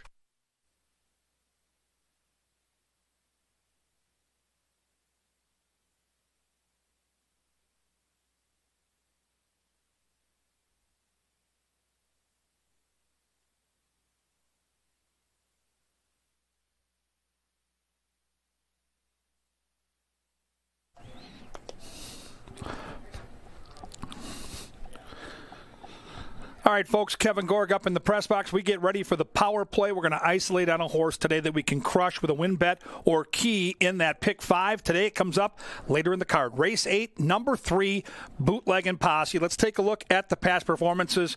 And we've got a couple of troubled trips mixed in here. But the one thing you can see when you look at Bootleg and Posse is when this horse is able to use his weapon, which is speed, good things happen. And he's got route experience. Going back to Will Rogers last year, showed speed against maiden special weight, took that drop in class when he came to Canterbury and got that money. So let's go back to that victory here and take a look at Bootleg and Posse. Who's the 2? Zeke Laura, the rider. This is a jockey that puts his horses in the race, and that's going to be the key today for me on the class drop. Not a lot of speed in this race. When this horse is able to use that speed, and on the drop in class, this is going to be something that the horse can absolutely use. Get into the race and get the head in front. When he gets the head in front, he's proven very hard to pass. When he's getting dirt kicked in his face and he's off the pace, he's not the same racehorse. Here we are in the stretch. Here's Zeke Laura with that striped helmet, which is his trademark. And boy, he's found a lot of ways to bring in home horses at prices this year by doing just this. Get that horse in the race, use speed, especially on the main track at Canterbury. Bootleg and Posse has a great post position. The other speed is drawn outside. Zeke Laura can put him in the race. The morning line is 6-1. Race 8, number 3, Bootleg and Posse. Let's cash together.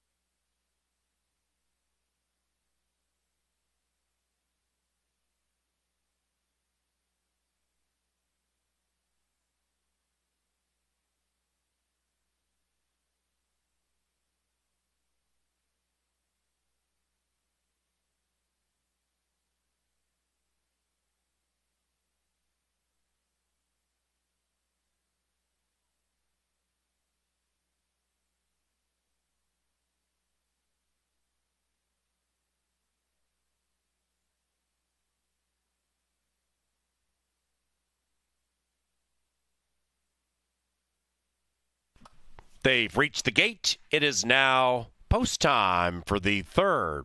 Styling and Profiling and Kelsey in Sundance Star next to that one, joined by Lady Claire, the 8-5 favorite.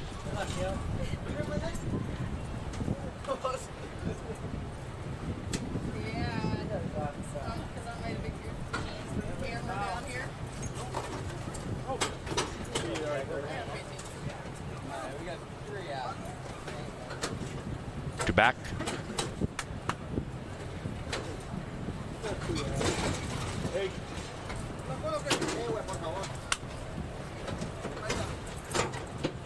And now Milky's mare. They're in the gate.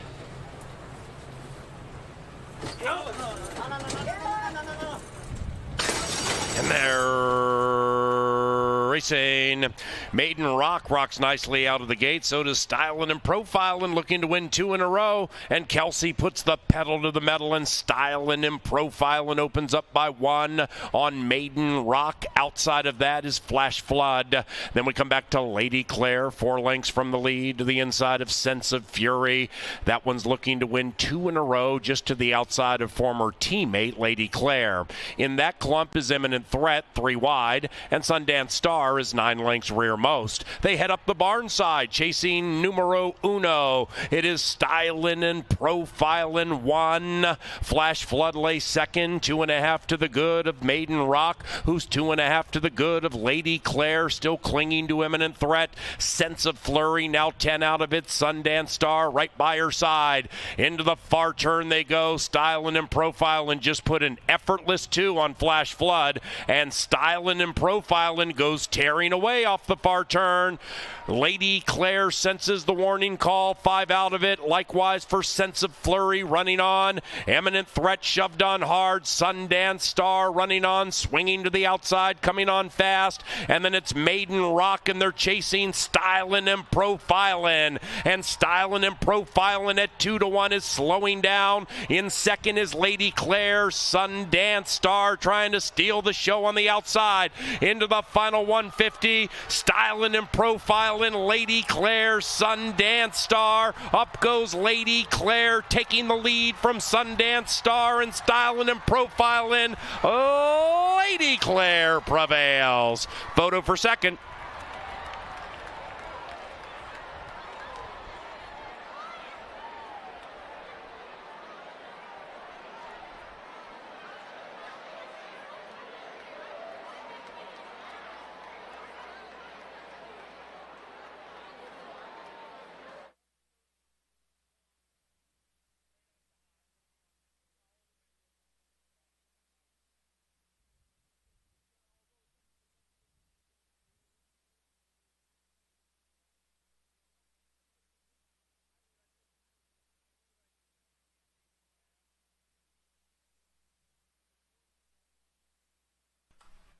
Number 4, Lady Claire gets the money. Photography for the rest.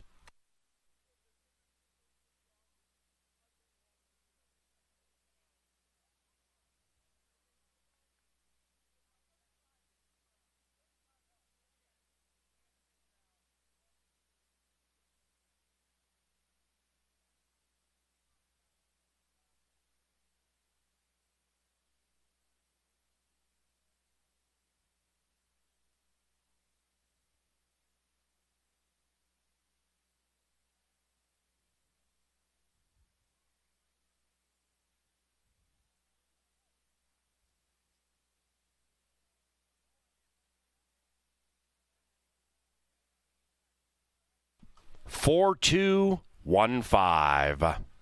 Big crowd at Canterbury Park today. Don't forget about First Bet.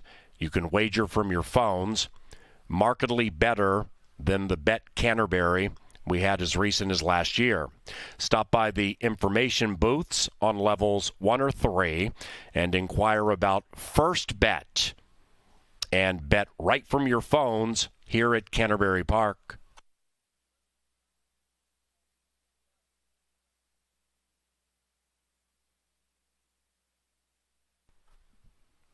The third race is official.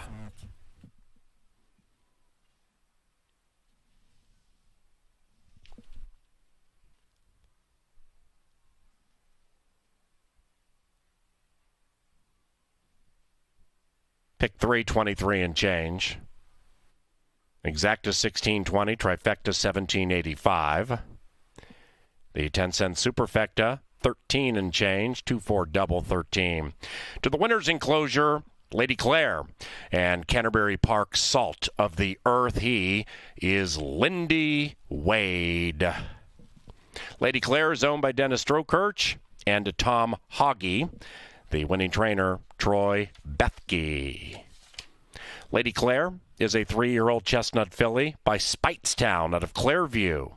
Bred in Minnesota by Bob Lothenbach and Lothenbach Stables. A trio of Corgi dog races coming up very shortly. So head down to the fence adjacent to the track or around the winner's enclosure. Then after that, race number 4, about a half hour from now.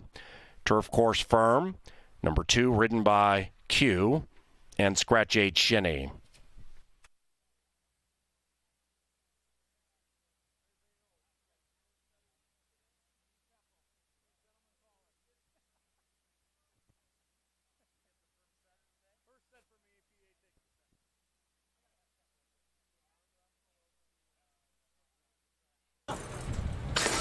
And they're racing. Maiden Rock rocks nicely out of the gate. So does Stylin' and Profilin', looking to win 2 in a row. And Kelsey puts the pedal to the metal, and Stylin' and Profilin' opens up by 1 on Maiden Rock. Outside of that is Flash Flood. Then we come back to Lady Claire, 4 lengths from the lead to the inside of Sense of Fury. That one's looking to win 2 in a row, just to the outside of former teammate Lady Claire. In that clump is Imminent Threat, 3 wide, and Sundance Star is 9 lengths rearmost. They head up the barn side, chasing numero uno. It is Stylin' and Profilin' 1. Flash Flood lay second, 2.5 to the good of Maiden Rock, who's 2.5 to the good of Lady Claire, still clinging to Imminent Threat. Sense of Flurry now 10 out of it. Sundance Star right by her side. Into the far turn they go. Stylin' and Profilin' just put an effortless 2 on Flash Flood, and Stylin' and Profilin' goes tearing away off the far turn. Lady Claire senses the warning call, 5 out of it. Likewise for Sense of Flurry running on. Eminent Threat shoved on hard. Sundance Star running on, swinging to the outside, coming on fast. And then it's Maiden Rock, and they're chasing Stylin' and Profilin'. And Stylin' and Profilin' at 2-1 is slowing down. In second is Lady Claire. Sundance Star trying to steal the show on the outside. Into the final 150. Stylin' and Profilin', Lady Claire, Sundance Star. Up goes Lady Claire, taking the lead from Sundance Star, and Stylin' and Profilin'. Lady Claire prevails. Photo for second.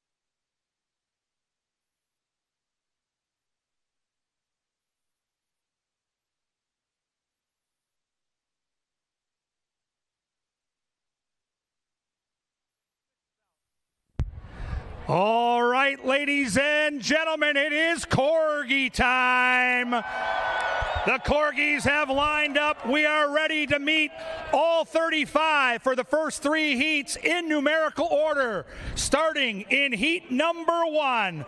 Let's hear it for number 1, 28 pounds, 22 inches. Here comes Nigel. Number 2 in heat 1, it's a cardigan Corgi. Give it up for Fanny.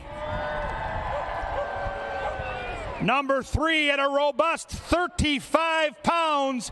Let's hear it for Moose. Number 4 at 39 pounds, 28 inches. Let's hear it for Winston. And here's a cute little Corgi, just 23 pounds, but ready to battle. Number 5, the Italian Stallion, it's Luigi. We scratch number 6, this one for all you Star Wars fans. Number 7, it's Chewbacca.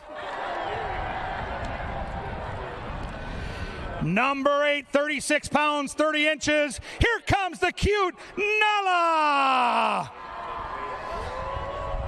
And my personal favorite, my money has been bet, 31 pounds, sleek and ready to go. Give it up for number 9, the betting favorite, it's Peppo.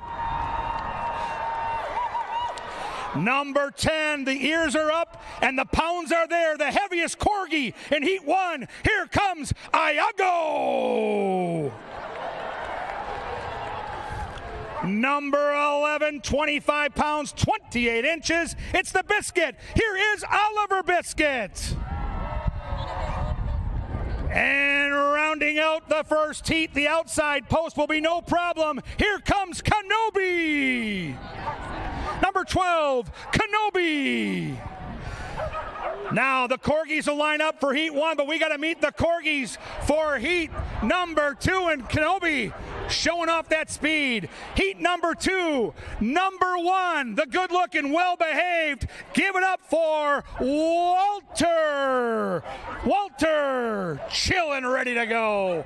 There goes Walter. Number 2 at 35 pounds, the heaviest Corgi in heat 2. Here comes Zoe.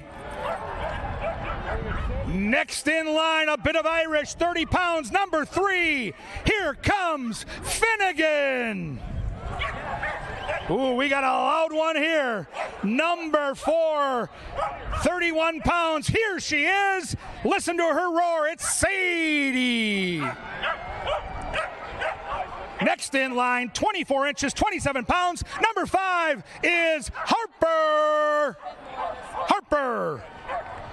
Here comes number 6, 26 pounds, 35 inches. She's long and sleek. It's Prince Charming. One of the smaller Corgis to battle today. Should be fast. Give it up for number 7. It is Remy. 8's making noise. That's a good sign. And how about maybe the best name in town? Number 8 is Wigglebutt. Go get him, Wigglebutt. Number 9, 30 inches, 27 pounds, and a high five to boot. Here comes Scoots. And the smallest Corgi dog in the history of the event, 15 pounds. You gotta love this little bugger. Give it up for Micah. And right behind Micah, twice the weight, 30 pounds. Big bad. Here comes Dave. Go get him, Dave. And don't discount the little one at the back of the pack. 16 pounds, 20 inches, ready to rock and roll. Give it up for Rocky.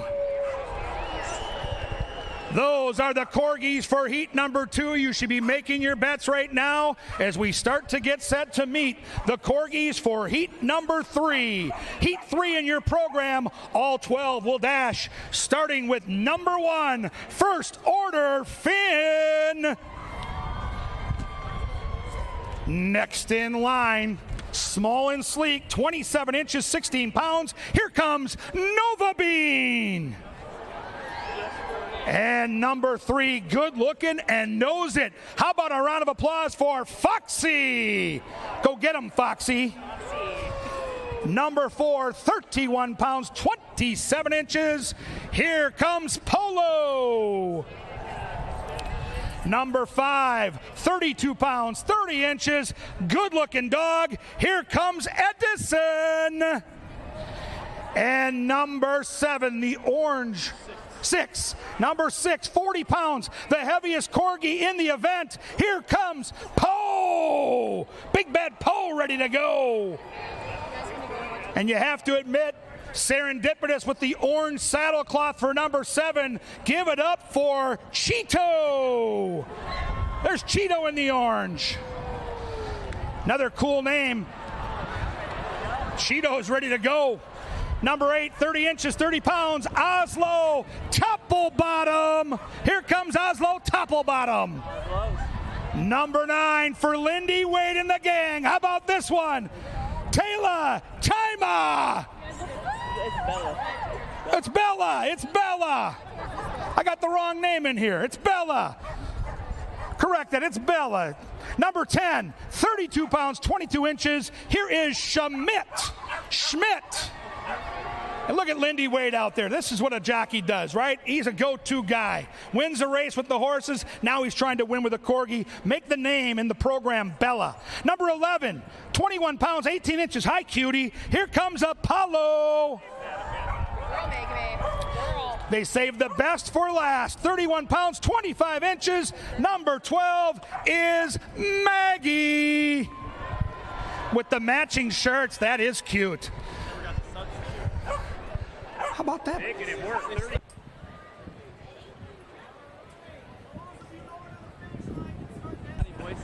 All right, the handlers should be in position now for heat number 1. Head down to that finish line, handlers, and hope that your Corgis stay focused. It's one thing to train. It's another thing with 15,000 screaming fans. Will these Corgis be ready for the task at hand? I have established number 9, Peppo, as the 3-5 betting favorite. The pressure is on Peppo, but there are 10 other Corgis with dreams of a Labor Day championship, and they're in position with those ears flapping in the wind. The handlers are about halfway there.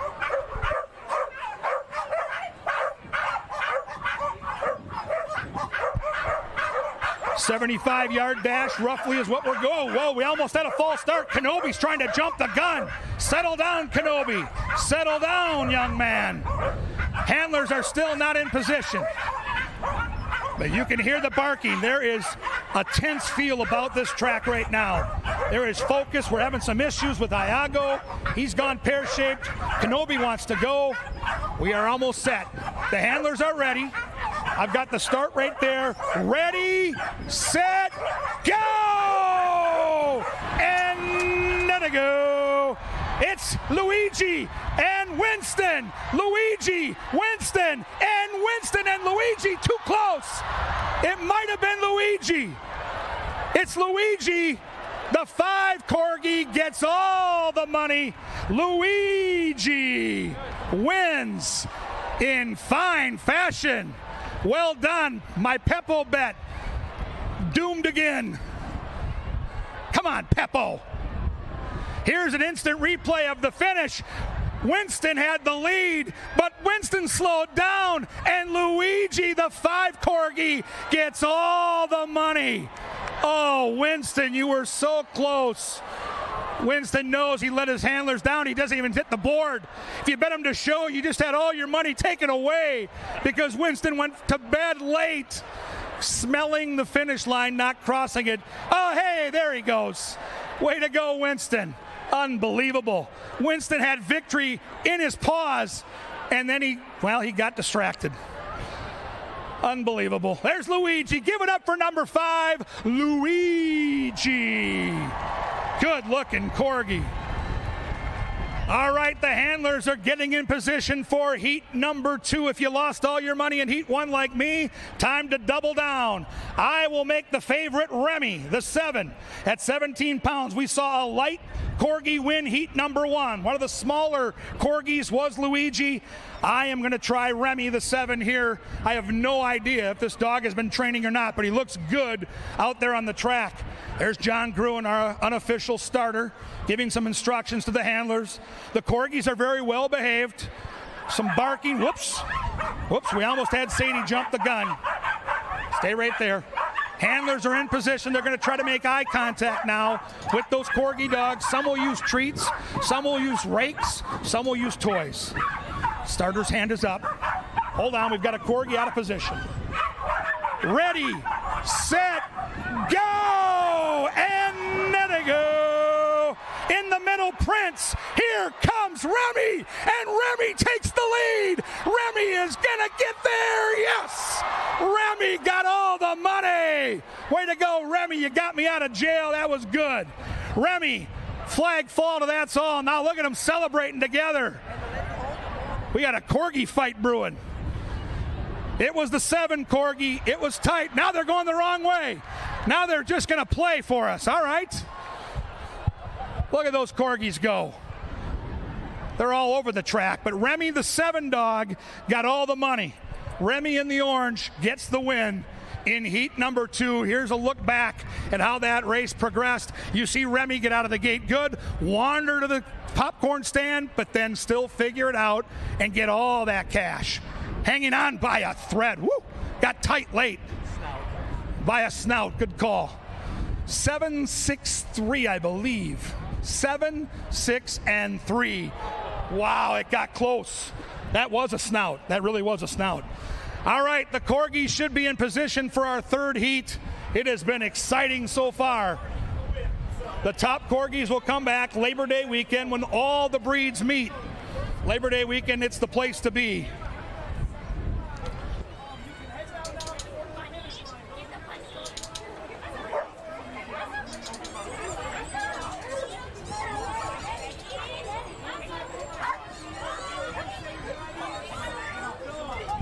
And remember, in your programs, the 9 should be Bella. We have a winning jockey from race 3, Lindy Wade, who's trying to keep the focus of number 9, Bella, on him in that jockey outfit as they head to the far end of the finish line. Will Bella, a late entry, get all the money?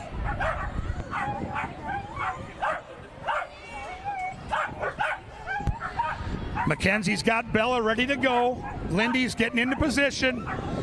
All 12 will run here in heat number 3. I have to pick Bella. Bella's the inside scoop.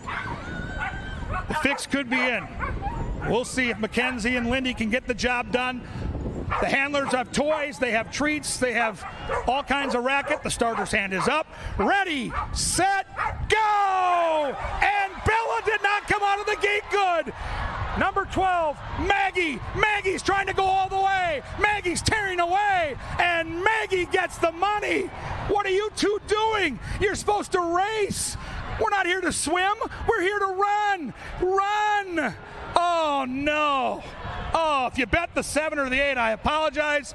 They've left the track. They have zero interest in this event. It's all about the 12 Corgi. Maggie jumped out there and took them all the way. We're going to do this again after race 6. Give these Corgis a big round of applause. They did a heck of a job. Maggie wins heat 3. There goes the 12.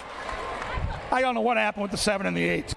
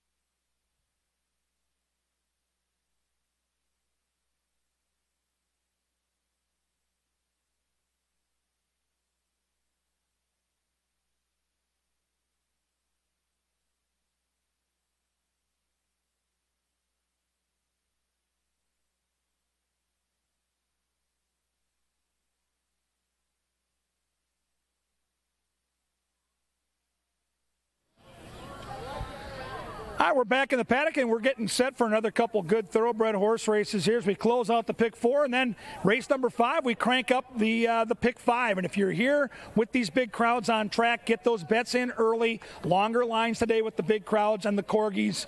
You want to make those wagers, learn how to bet on the machines, and get in the line a little early, get those tickets assembled if you can. Now, race number 4, we're back on the turf. You can scratch the 8-horse, good-looking field assembled here. Looks like another race where if you can find the trifecta and or superfecta, you might get paid handsomely. Number 1 is 2x2. Gary Shear's got a couple of live horses in this race. 2x2 has 7 career starts on the Canterbury turf, 5 for 7 in the money. So this horse always seems to hit the ticket. Is a deep closer that can save all that ground inside. I expect jockey Harry Hernandez, once the gate opens, to sit back and hope that the speed does what the speed always does, which is go out there and set it up on the front end. 2x2 is in good form off a sharp-looking win. That was on the mud last time out. We'll see if the horse can duplicate that for Gary Shear here on the turf. Put Alonzo Quinones on the 2. Mishko in from the Lone Star State. Last seen in Texas. Hasn't been in good form lately, but takes a slight drop in class. Maybe the drop in class will help get this horse back in good form. Number 3 is Zumar D. Constantino Roman gets the call for Chip Woolley.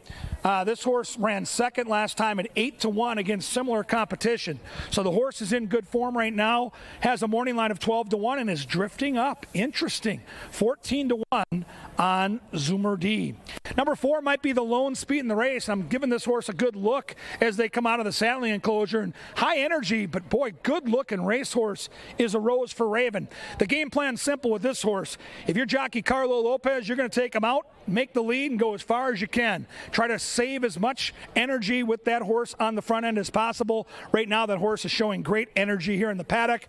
A Rose for Raven figures to be loose on the lead. Can this horse steal away at 9-1? Number 5 is Ioya again. Luis Fuentes for Gary Shear. Chicago shippers on our turf have been very, very dangerous. And this horse exits a race won by another mystery who's a big-time stakes horse. So keep an eye on Ioya again. Second time off the layoff, in from Chicago, looks very playable on the board at 9-2.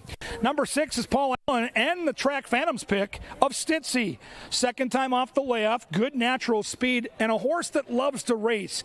He's an older horse that just loves to do his job. Stitzy's an interesting long shot. He'll be in all of my exactas, tries, and supers. I think he hits the board at a good price. Right now, that price is 7-1.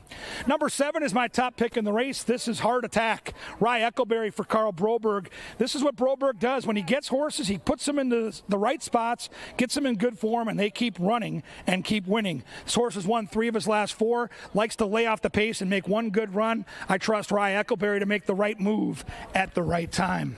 Scratch the 8, move on to horse number 9. Is this a big field? Lots of betting options. Number 9 is Kid Frosty, the New York bred. Needed that last start. Hadn't raced since September. And so you can draw a line through that last effort. It was on the main track. This is a turf-only type of horse. Should improve dramatically off that fitness tightener. Chironis gets the call and a big price at 16-1. And the outside marker, number 10, Joker Matt, Jermaine Bridgemahan for the Martinez gang. Won last time against Softer, but boy, did so with a really nice closing kick. Went from 7th to 5th, all the way to 1st in the stretch. And I'll say this, the 10 horse looks fantastic in the paddock. The outside post, though, will be no bargain. Can he figure out a trip from way out there? Likely has to tuck behind and try to make a late push at 9-1. Great betting race. Gotta love turf racing at Canterbury. We've seen some huge prices lately. Will it be a long shot? We'll find out soon. Get those bets in right now. This closes the pick 4. We've got the pick 5 on deck. Fun and games like no place else. Horses, corgis, and all kinds of family day activities. You're enjoying racing right here at Canterbury Park.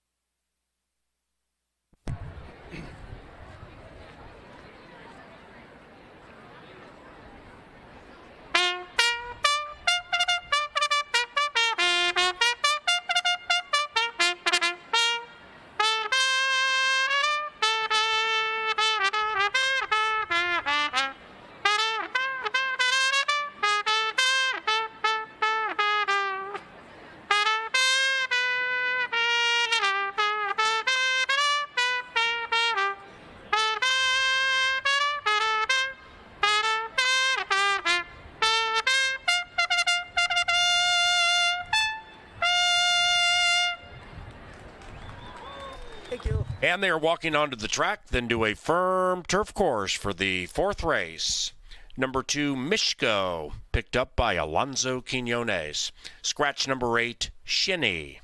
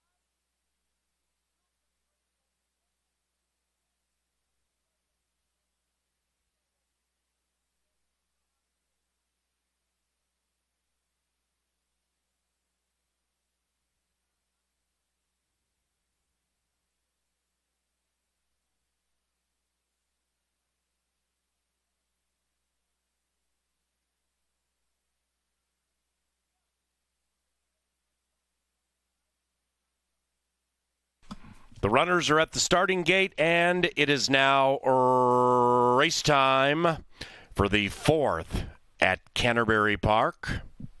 Hard Attack is 9-5. Looking to win 2 in a row. We have 3 in here in search of 2 in a row. 2x2, Hard Attack, and Joker Matt.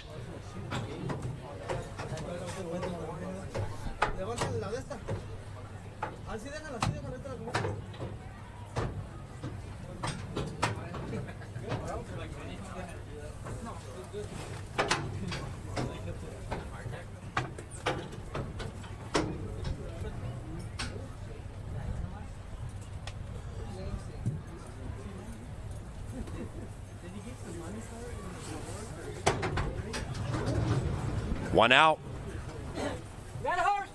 Joker Matt. Turf time at Canterbury Park.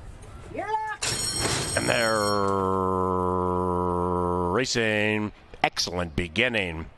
From the wide side, Stitzy is showing speed, and so is a Rose for Raven. Now outside of that, Joker Matt revs up, and Joker Matt at 12-1, vying for early contention in the lead with Heart Attack right between them. But it is a Rose for Raven at 3.5-1, taken to the lead by Carlo Lopez, and a Rose for Raven in full bloom, picking up the tempo, opening up by nearly 5. 2x2 is 7 lengths from it and to the inside of Joker Matt. About another 6 after that to I Owe Ya Again. To the inside of the 8-year-old Kid Frosty. Then it's Zuma Rudy. That 8-year-old's about 16 out of it. And 2.5 clear from Mishko. Up the barn side on a steamy Sunday in Shakopee. And Lopez is getting a Rose for Raven to settle in to a consistent stride into the far turn. The lead is still big, but now it's just about 4.5. Stitzy rolls into second. After that is Hard Attack. 2x2 is being niggled at.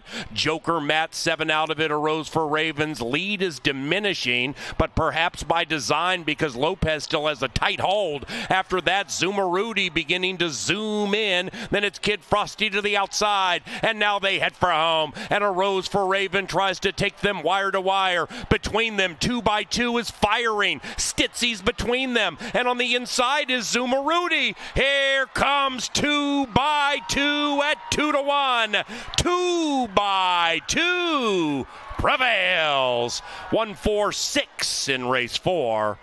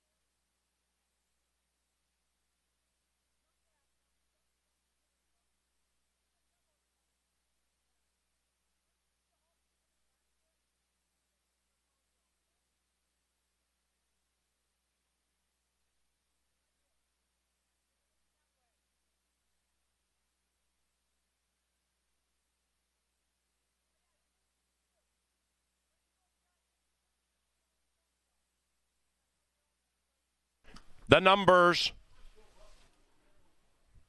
1, 4, 6, 7.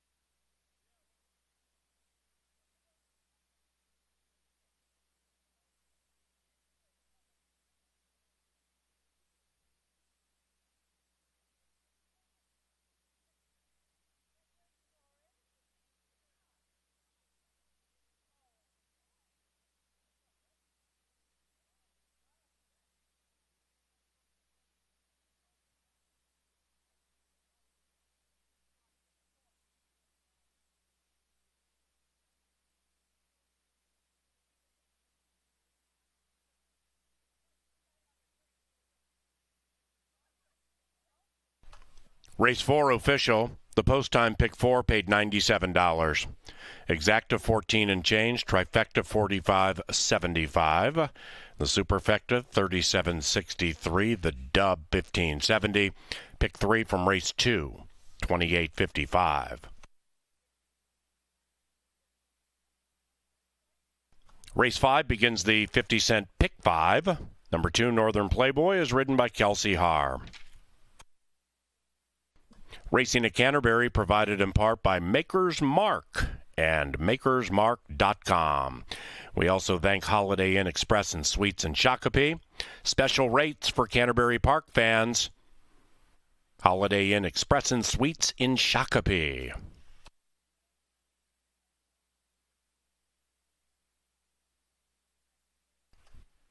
Two wins in a row for 2x2. And the rider, he's Harry Hernandez. The winning owners, Winchester Place Thoroughbreds, and the winning trainer, Gary Shearer.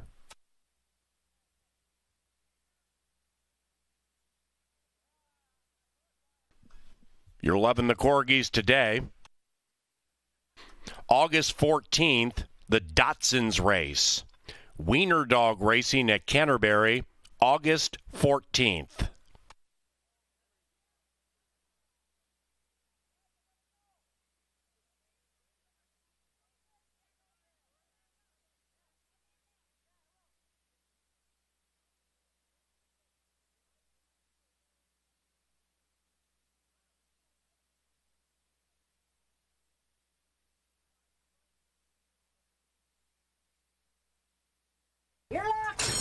And they're racing. Excellent beginning.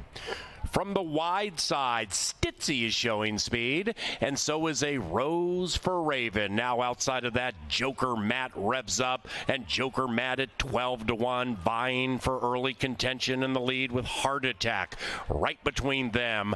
But it is a Rose for Raven at 3.5-1, taken to the lead by Carlo Lopez, and a Rose for Raven in full bloom, picking up the tempo, opening up by nearly 5.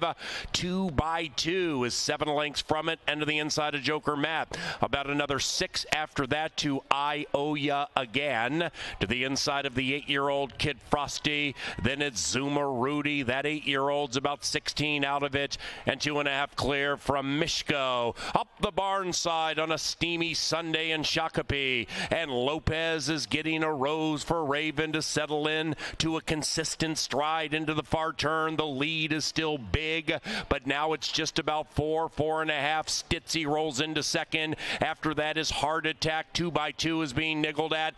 Joker Matt 7 out of it. A Rose for Ravens. Lead is diminishing, but perhaps by design because Lopez still has a tight hold. After that, Zuma Rudy beginning to zoom in. Then it's Kid Frosty to the outside, and now they head for home. And a Rose for Raven tries to take them wire to wire. Between them, 2x2 is firing. Stitzy's between them, and on the inside is Zuma Rudy. Here comes 2x2 at 2-1. 2x2 prevails. 1-4-6 in race 4.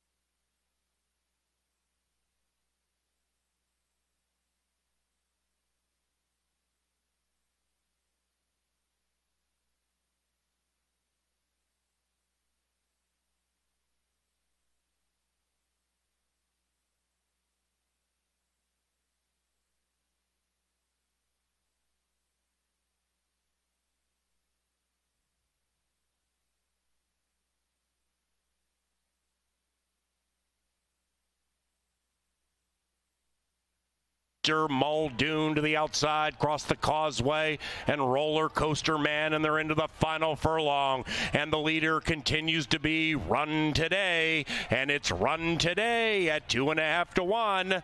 Just one look, that's all it took for Run Today. And the mattress lays in the winner circle. Run Today, 5-3-6-5, race 1.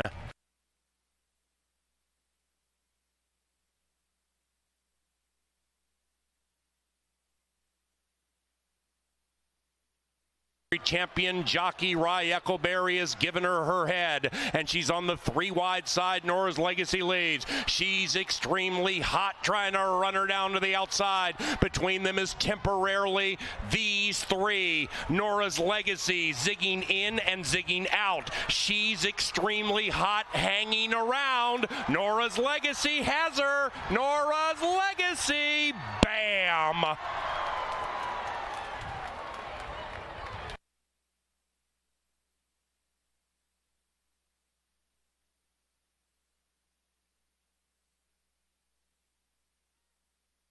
And they're chasing Stylin' and Profilin', and Stylin' and Profilin' at 2 to 1 is slowing down. In second is Lady Claire, Sundance Star trying to steal the show on the outside. Into the final 150, Stylin' and Profilin', Lady Claire, Sundance Star. Up goes Lady Claire, taking the lead from Sundance Star, and Stylin' and Profilin'. Oh, Lady Claire prevails. Photo for second.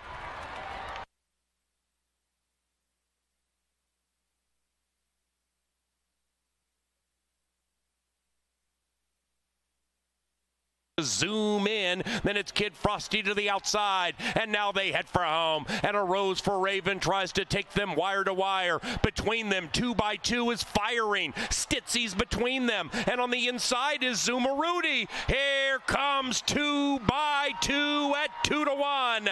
2 by 2 prevails. 1-4-6 in race 4.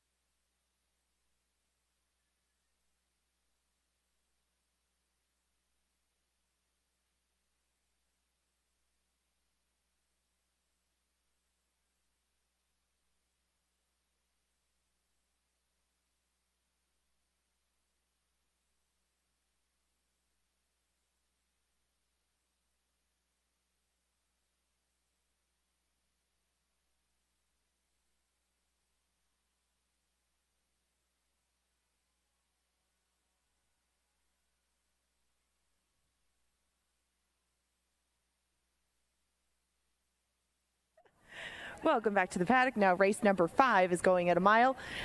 And we have the pick 5 coming up. This is the first leg of our 10% takeout 50-cent pick 5, and that's coming up with a field of 9. These ones are an interesting group. We have 2 co-favorites right now at 2-1. One of them resides on the rail, and that's My Dominator. My Dominator actually got clear in his last effort at 1 mile. That was on June 26th. He was run down by Warrior Boss, but Warrior Boss flattered that performance by coming back to win yesterday. Did so very gamely. This one took him all the way to about the 16th pole, and maybe with that 2-turn experience under his belt, as he hadn't run around 2 turns since last July, he should be a little bit more ready for today. The lovely Miss Rachel leads him out into the ring. Looks like he might be giving her a bit of a fit. But My Dominator, a little stubborn to go, is now your 5-2 second choice. Not like 10-1 on the 2 Northern Playboy. He is now ridden by Kelsey Haar. Please make the rider on Northern Playboy Kelsey Haar. Should be adding something to the pace scenario. He is 3 for 6 at Canterbury, but it's been a little while since he's put in one of those performances. That was on a sloppy track the last time that he won. He was very close to the pace, but he was clear late. This is the lowest tag that he's been in his life, and Northern Playboy might appreciate that class drop and be good value on the board, as he is right now at 10-1. Last Martini looks to put wins 2 in a row. Zeke Lara will join him, and right now they're 5-1. Last Martini comes from pretty far out of it. He was closer last time, but the pace was kind of pokey. Last Martini made a good effort with Zeke Lara again to get clear at even money. Took a lot of late money. He was mid-pack. Usually he's much further back, so maybe Last Martini is going in the right direction. The price is fair, just like it is on Club Mesquite. I liked this one last time on the turf course, but he showed nothing. He came home, just beat 1 horse home. Violin Makers had a very good season, and Club Mesquite was 19-1. But he's kind of just run even races since coming up here, so they're going to take the blinkers off him. Maybe try something new. Maybe they'll come from off the pace. I don't know. Carlo Lopez seems to fit that kind of horse very well, so maybe Club Mesquite will go back to those closing tactics that he used at Turf Paradise. He'll get 7-1 if you want to dive in on him. Brexton, too, is a deep closer. He comes off the turf course. He was 5th last time behind Sunny Is Not So Funny. He looked a little cranky during that one, but Brexton and Lindy Wade will re-team up. Last time that they did, they won. They were going 5.5 furlongs on a muddy track, and Brexton right now is 14-1. Smart call just to the outside of that one from Joe Roberts on Club Mesquite, getting a little bit frisky down here in the paddock. Smart call comes off a 6th place finish, 2 6th-place finishes in a row. In fact, most of his running had been done at 2 turns prior to that 6.5 furlong effort. The last time that he did win, he was very close to the pace. So Smart call and Crystal Conning might be very close early, as should Extreme VIP, the one that goes in front of me now. Extreme VIP has been close in all 3 of his races up here at Canterbury, whether they be on the turf or on the dirt. He's won 2 of them. Last time had to work very hard to get up over Hightail Cowboy, but he got the job done. Rye Eccleberry will be aboard him today. He's teaming up a lot with Mac today, and Extreme VIP should be one of the lower priced entities that these 2 team up with. Knievel is at 11-1 right now. He took a lot of money behind yesteryear. Yesteryear almost came back to win again. There was a lightning delay before the races that day. Just some stuff was going kind of funky. Knievel got himself close, but then backed out of it. The margins got kind of big in all the races that day. Knievel was pretty far behind, but it's not as bad a defeat as it looks. He probably will be closer at the end of this one. He's 11-1. I wouldn't expect that to last, as again, this horse was under 5-1 the last time that he hit the track, and Luis Fuentes is going to take a turn aboard him today. Mongol Altai won his first start at Canterbury. Last time, he was behind My Dominator, but My Dominator got way far as the pace goes. Mongol Altai dropped way off the pace. He came on for 3rd at the end of things, but he wasn't really a threat to the top 2. Maybe Mongol Altai can stay a bit closer today, as he was stalking the pace in his couple of races prior to that around this level, and came home successfully a winner in the race 2 back by half a length. I don't know what happened last time, but again, Harry Hernandez is having an excellent day. He should be able to keep this one close, and he's 12-1. The 9 of them head out to start this pick 5. There's the selections, 4 and 7 for all of us with 7 minutes to post. Kevin Gorg is up in the studio, eagerly waiting to give you a pick 5 ticket. Hopefully it's a winner. We'll find out.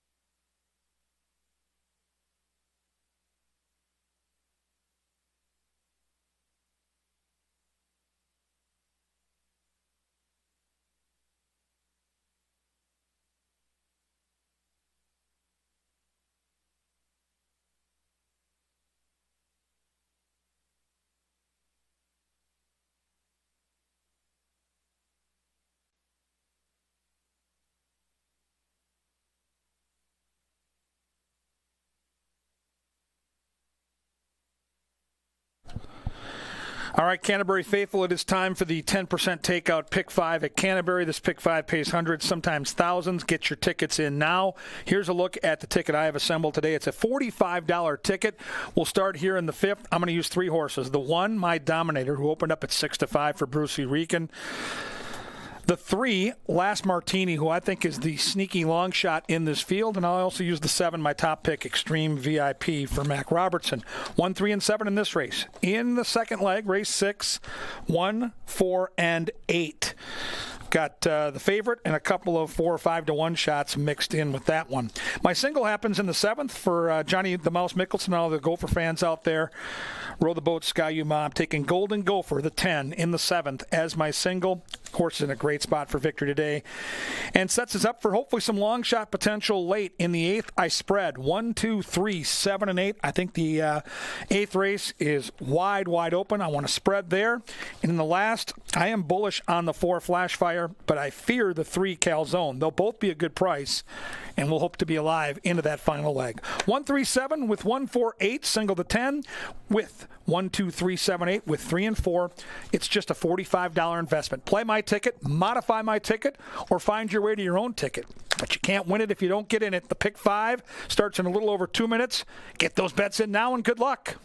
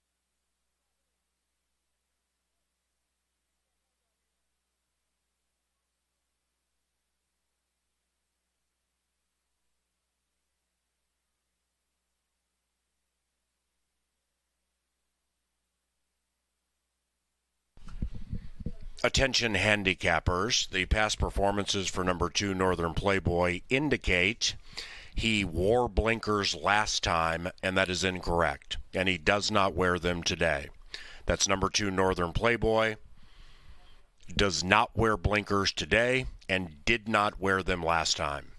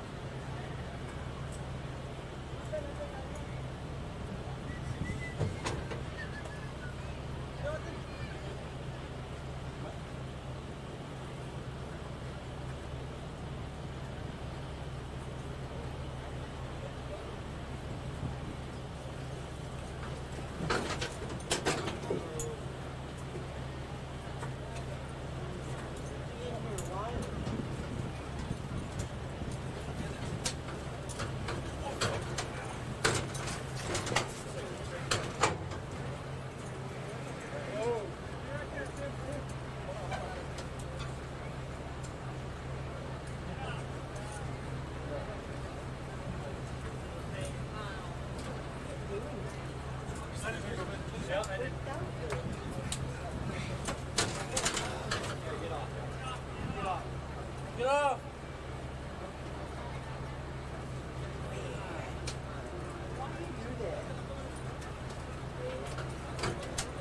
They're at the gate. It's post time.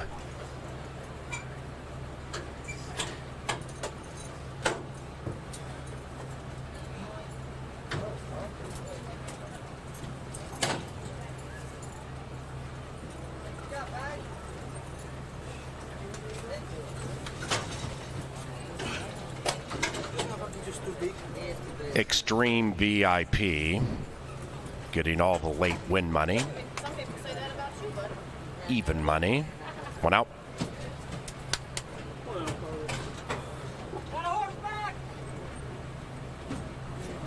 Race 5.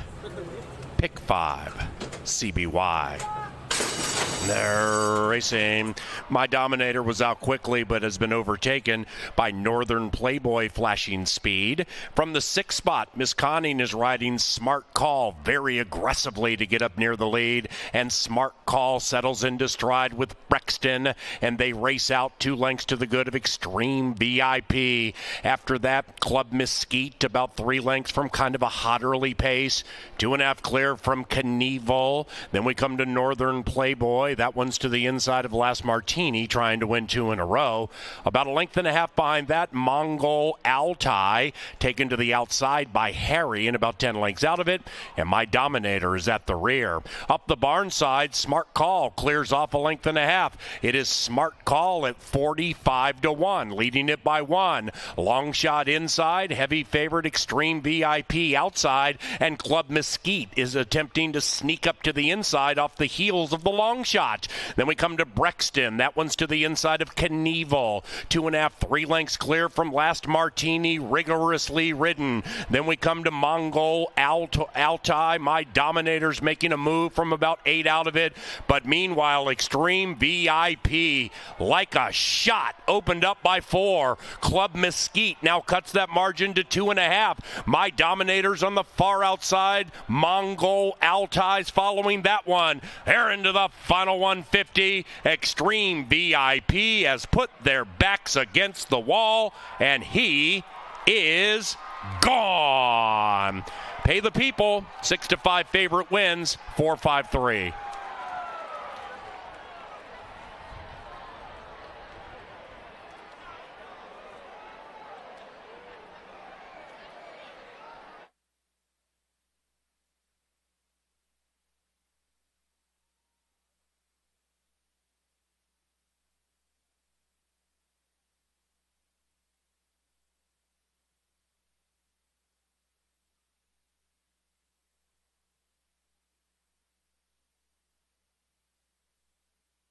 Claim.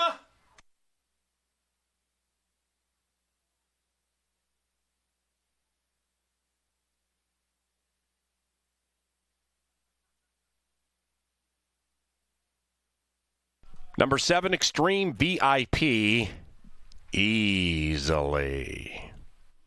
7-4-3-9. Claim.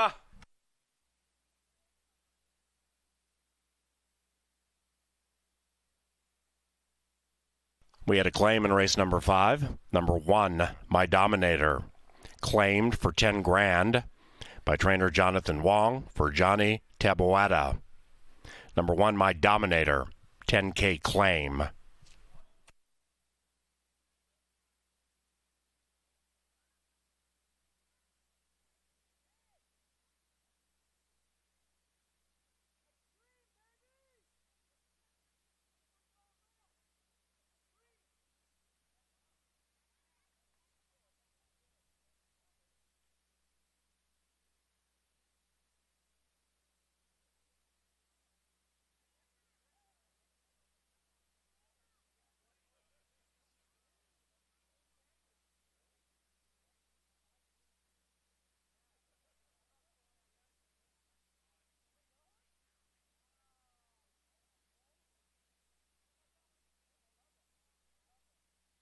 Race 5, official. Pick 3, 21 and change.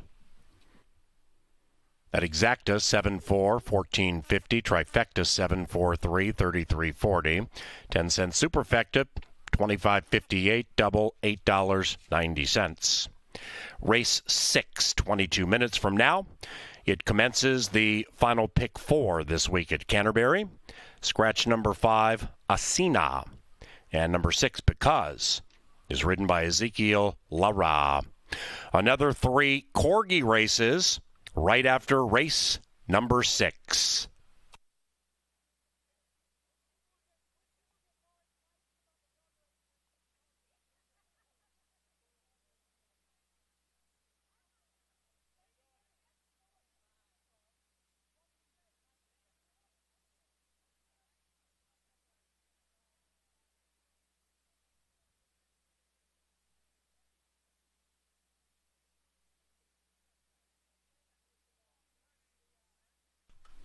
Here comes the victorious Extreme VIP and Rye Echoberry.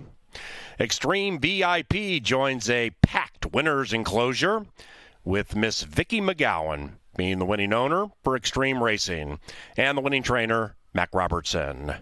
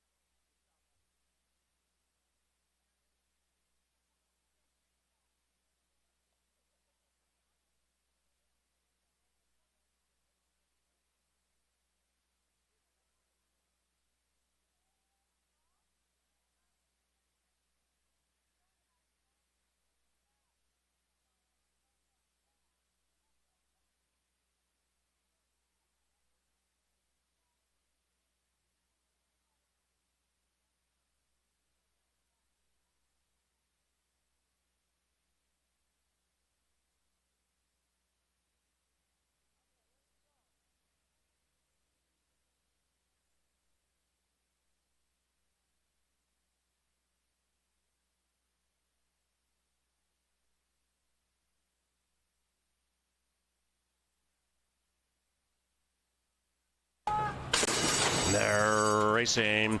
My Dominator was out quickly, but has been overtaken by Northern Playboy flashing speed. From the 6th spot, Miss Conning is riding Smart Call very aggressively to get up near the lead, and Smart Call settles into stride with Brexton, and they race out 2 lengths to the good of Extreme VIP. After that, Club Mesquite about 3 lengths from kind of a hot early pace. 2.5 clear from Knievel. Then we come to Northern Playboy. That one's to the inside of Last Martini, trying to win 2 in a row. About 1.5 lengths behind that, Mongol Altai, taken to the outside by Harry and about 10 lengths out of it. And My Dominator is at the rear. Up the barn side, Smart Call clears off 1.5 lengths. It is Smart Call at 45-1, leading it by 1. Long shot inside, heavy favorite Extreme VIP outside, and Club Mesquite is attempting to sneak up to the inside off the heels of the long shot. Then we come to Brexton. That one's to the inside of Knievel. 2.5, 3 lengths clear from Last Martini, rigorously ridden. Then we come to Mongol Altai. My Dominator's making a move from about 8 out of it. But meanwhile, Extreme VIP, like a shot, opened up by 4. Club Mesquite now cuts that margin to 2.5. My Dominator's on the far outside. Mongol Altai's following that one. They're into the final 150. Extreme VIP has put their backs against the wall, and he is gone. Pay the people. 6-5 favorite wins. 4-5-3.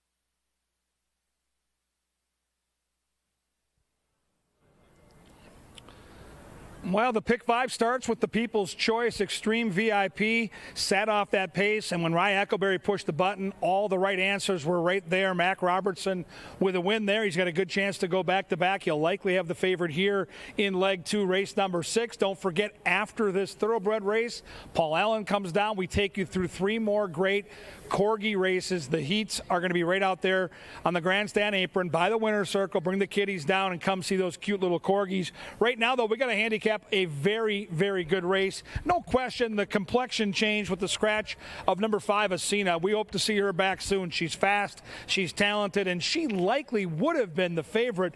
And with her out, I still think there's plenty of pace on here. There's plenty of horses that are going to show speed. We'll start with one of them.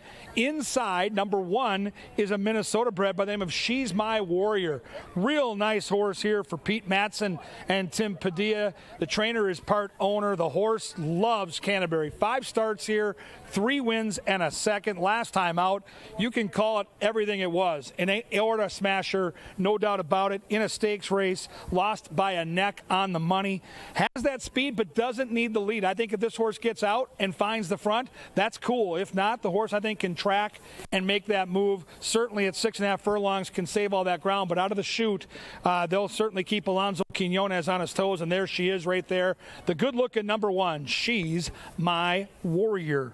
Number 2 is sailing along for Francisco Bravo. The trainer's got a win on the card. The horse is 5 for 8 in the top 3 placings here on the Canterbury main track. With all the speed signed up, the Bravo charge can lay back early and make that big push late. That's likely what she does. She tried the turf last time and didn't care for it, but I think she's a much better and more potent horse in the stretch on the dirt. Luis Fuentes, such a good rider. He'll know what to do. She looks good down here in the paddock. I didn't have her on my initial analysis as a contender, but after seeing her out here getting saddled and watching her in the ring, knowing the pace should be fast, I'm going to include her in my tries and supers. I like the way she's looking down here at 7-1. Number 3 has lots of speed. It's Miss Glorious. She loves that Asina scratch because that might give her a chance to make the front. Last time she ran against a really cool horse by the name of Honey Parade. Honey Parade came back to win. This horse can fly. You get Harry Hernandez, and boy, if you've been watching Harry Hernandez this year, if you give him the lead turning for home, pack a lunch trying to get by him. Such a good jockey, but I think that gets, amplified when Harry's got the lead and they turn down the lane. Paul Allen likes the 4, a part of my charm, and I see why. Number 1, the Asperino gang, near 30% when they claim a horse. And they claimed this horse last time for $16,000. The horse has early speed, doesn't need the lead, and another horse that makes a nice impression down here. PA's Tout, a part of my charm, is 4-1. Number 6 is Because, the long shot specialist, Zeke Laura, now the jockey. Keep an eye on Zeke. Boy, he's been doing some good things in the saddle.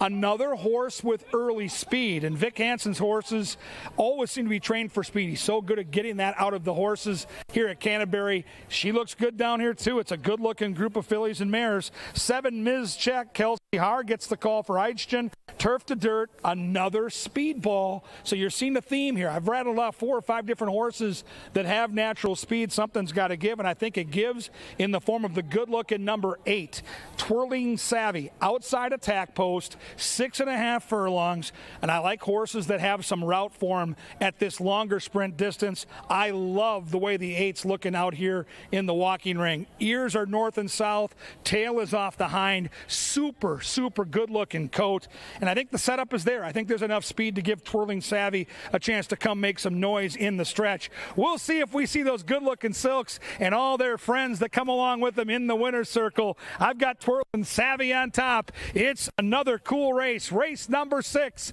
6.5 furlongs. The girls, the fillies and mares are ready to battle. Get your bets in now. The Corgis are coming. The Corgis are coming. But it's after this race. Cash here. Enjoy the dogs, and I'll be back for race number 7 in about 35 minutes.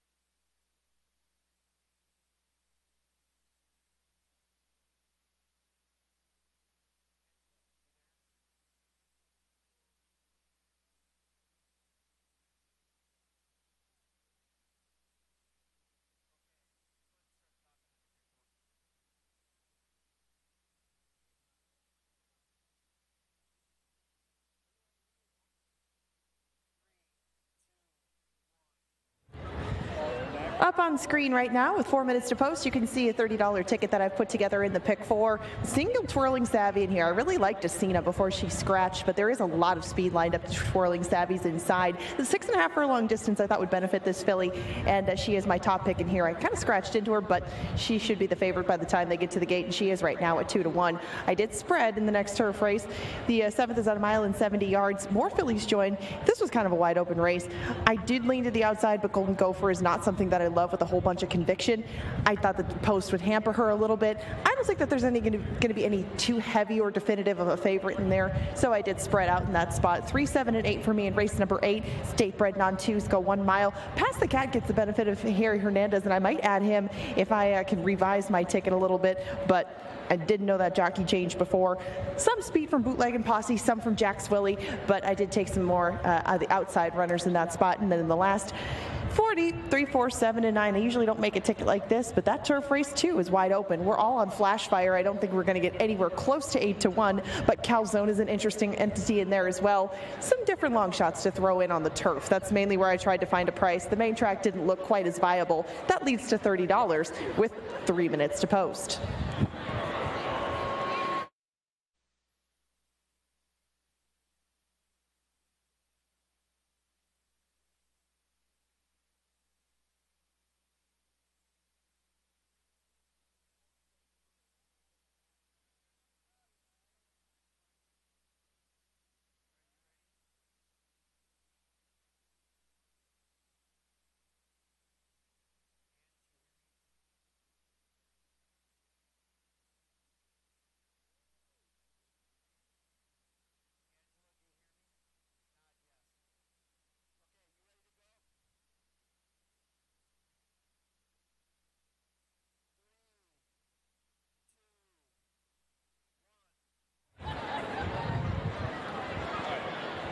Hello? Oh. Okay, we're down here in the Mystic Lake Winner's Circle, and I have a very special guest. You're celebrating a special occasion today. Who are you, where you're from, and what are you celebrating? My name is Mike Biskupski, celebrating 29th anniversary with my beautiful wife, Kara. And I want to thank you all for coming out and joining us today. Well, congratulations. We'll try to add a little something sweet to the pot. You get a daily double pack if you can correctly name more horse movies than Kevin Gorg. So not sure where timekeeper or scorekeeper is, but Mara, can you come over here and help? You need a timekeeper and a scorekeeper. All right. So you're going to get 21 seconds, I believe it was, that Kevin got. Name as many horse movies as you can. Mara, you ready? How many seconds? I don't know, 21, I believe, is what Kevin had. Ready? Go. Seabiscuit, Secretariat, Black Stallion, Young Black Stallion, Flicka, Horse Whisperer, Man of War, Spirit,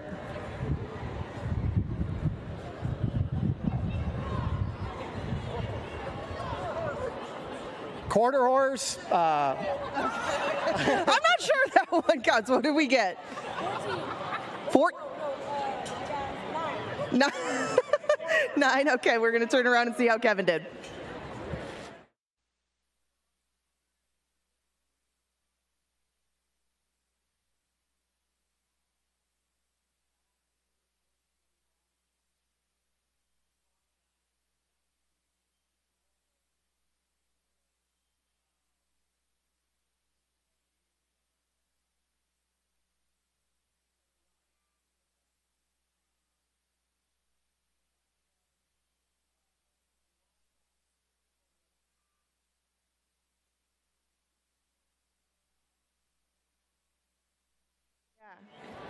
Okay, well, that's a tie, but it is your anniversary, and I'm going to let the crowd decide. Does he get the daily double pack to celebrate his anniversary out here? What do you think? I think that's a unanimous yes. Congratulations to you and your wife, and thank you for joining us on this special day. Thank you. All right, we got no minutes to post left. They're headed right to the gate for race number 6. Good luck in the final 4 of our day. Remember, there's more Corgi races coming up next.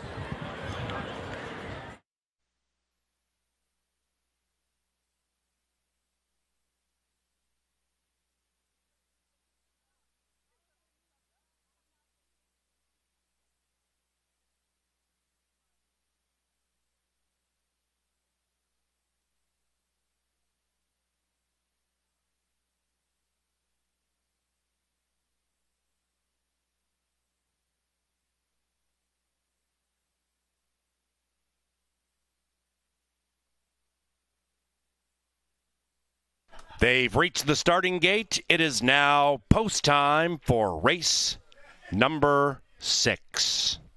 This one is courtesy of the Minnesota Lottery. Happy birthday, Dean and Derek Tassler.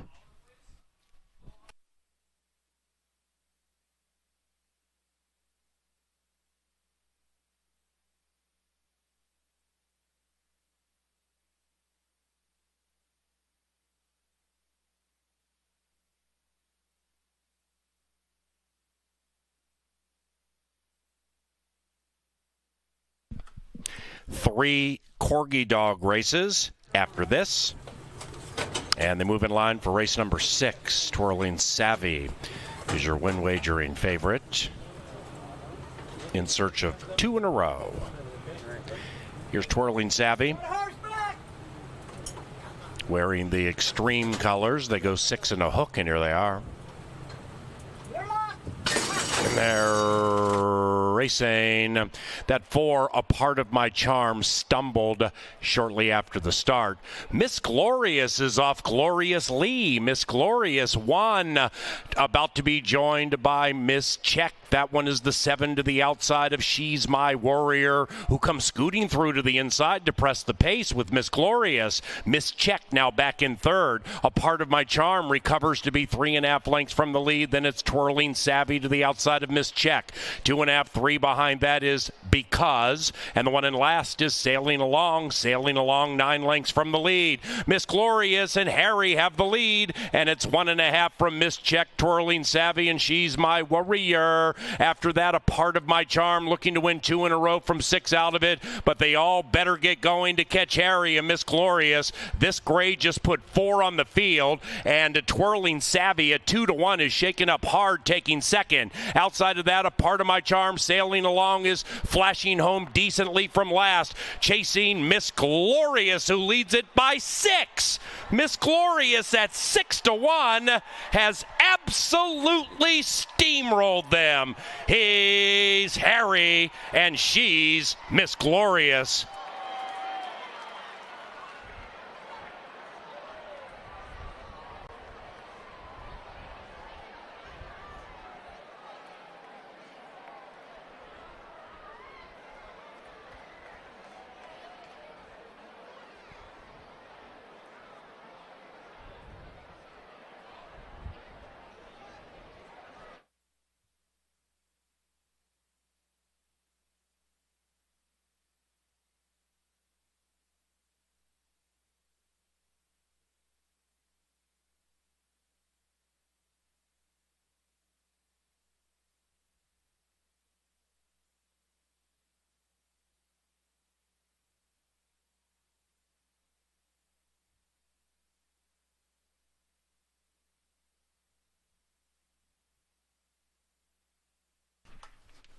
Three, 2, 8, 4, still unofficial in a snappy 116.73.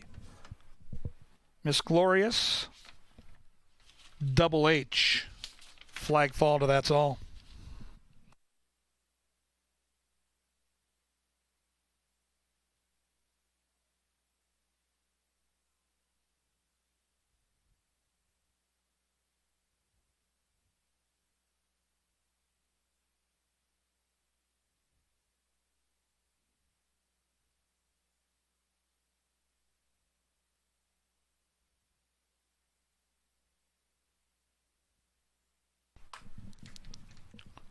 Race 6 official and cashable, $14 for your $2 win ticket on Miss Glorious. Riding triple for Harry Hernandez. That pick 3 paid $28.90. The exacta, the Dan Gladden, 3-2, $24.70 for $1. Trifecta returned $45.80. 10-cent super, a solid $37.60. The Ranieri 73 double, $18.20. On deck, we've got the Corgis with heats 4, 5, and 6. Track announcer Paul Allen will be down in the winner's circle to take you through the extravaganza of it all. Head down there with the kids, get a good look at those Corgis. And then we have 3 more fantastic thoroughbred races starting in race 7. We've got a turf race in the 7th, a dirt race in the 8th, and a nice turf race to close the show. And the kids get to take to the track on every Sunday at Canterbury. On Pepsi Family Day, the kids can run down that Canterbury stretch. A couple of heats, 8 and under. And then the older kids take to the lane. So keep your kids around and come on the track after the races are over for a special sprint down the stretch. Right now, we celebrate the winner of race number 6. She is number 3, the good-looking Miss Glorious. Miss Glorious is a 4-year-old Grayer Roan filly by Golden Sense out of Miss Glory B. Foaled in California by the Premier Thoroughbreds LLC. Winning trainers Miguel Hernandez. The winning owners are Miguel H. Racing LLC, and the winning jockey with a triple. It's double H's. It's Harry Hernandez. Congratulations to the connections of the winner of race 6, Miss Glorious. Prices available now. Tickets catchable. Corgi's coming.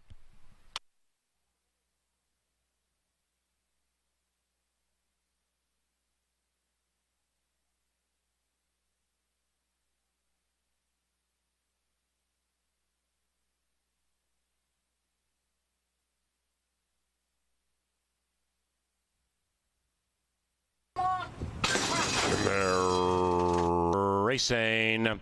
That 4, a part of my charm, stumbled shortly after the start. Miss Glorious is off Glorious Lee. Miss Glorious 1, about to be joined by Miss Check. That one is the 7 to the outside of She's My Warrior, who comes scooting through to the inside to press the pace with Miss Glorious. Miss Check now back in 3rd. A part of my charm recovers to be 3.5 lengths from the lead. Then it's Twirling Savvy to the outside of Miss Check.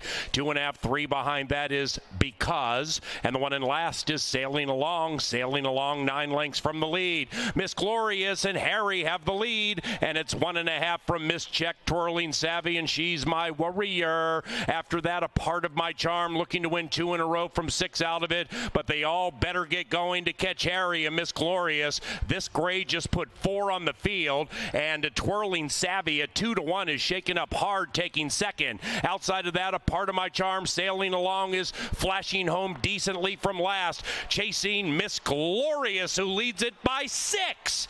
Miss Glorious at 6-1 has absolutely steamrolled them. He's Harry, and she's Miss Glorious.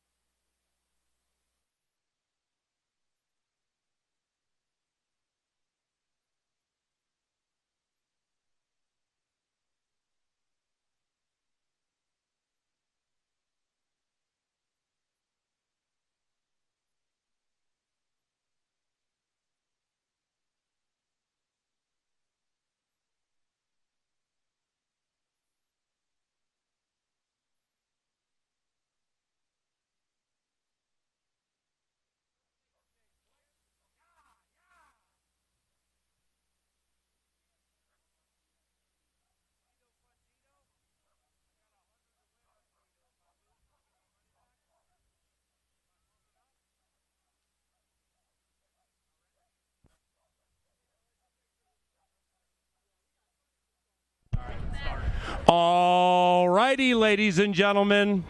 More Corgi racing. How do you feel about that, Canterbury Park? It's going to be fun, and here they are. We have the final 3 heats. In heat number 4, this fluffy little creature walking out is Rosie.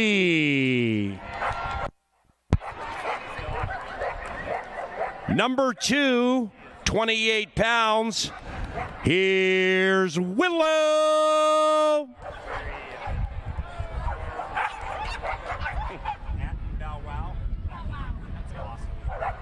Number 3 is Sir David Attenbow.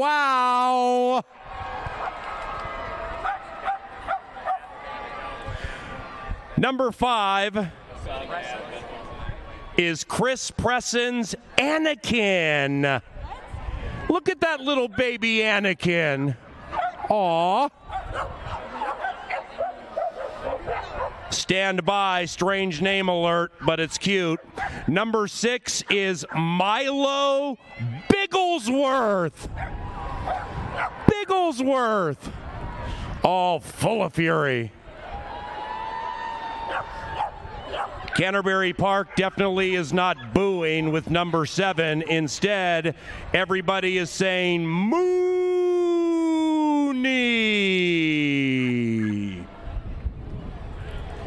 Here's a big one. Checking in at 50 pounds. It's Murray the Furry. What's going on there, Murray? TVW ain't a treat. Well, she is, but not that kind of treat. Number 9, ladies and gentlemen, here is Princess Bubble Butt. And the bubble butt has been painted green. Aw. Number 10, this beautiful Corgi, is Olaf. Here's Olaf. Thank you for coming out. Heat number 4, number 11 is Rowdy.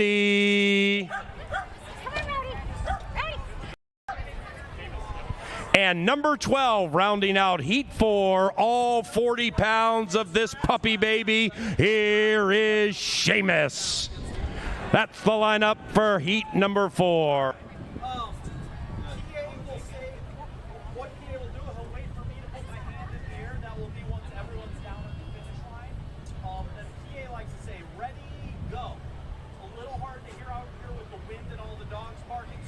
And now the lineup for heat number 5. Number 1 is looking to defend her title. Ladies and gentlemen, this is Corgi Immortality. She is Ellie. Number 2 is Nicolette Nealon's Georgie.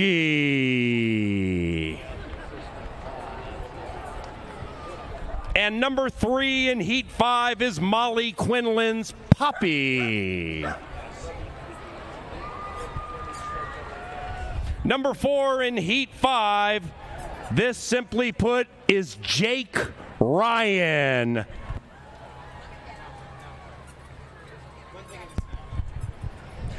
Number 5, beautiful looking shade of black, white, and beige. Here comes Raven. Rowley or Rowley? Rowley.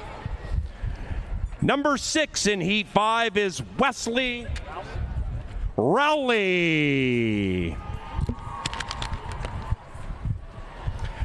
Number 7 is Gadget. And the Gadget handlers have Gadget t-shirts. Hopefully we see you Labor Day weekend. Number 8 is Jill Krause's Winnie.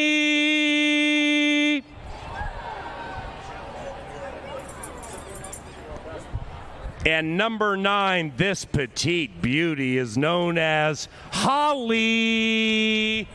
Hi, Holly. Number 10, checking in at 36 pounds. Here is the behemoth, Lucy.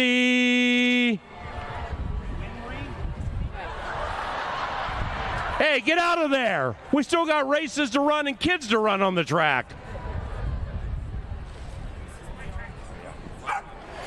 Heat 5, number 11 is Winry Rockbell.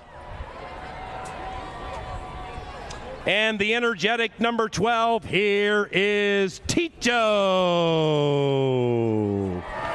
Those are the Corgis for Heat numero 5. And now the lineup for Heat number 6, the final heat today, Bark at the Park style. Number 1 is Faye. Look at that beautiful Corgi. And number 2, checking in at just 22 pounds, but maybe lightning quick, here is Hildegard. And number 3 in Heat 6, this is Ruby.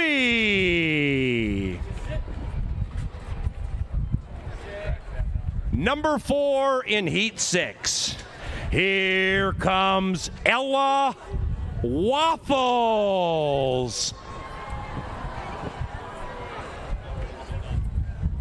And number 5, she is Lily. This one is an Arky, Arkansas bred, joining us from the Ozarks. How about a round of applause for the interloper known as Stella? Good luck, Stella.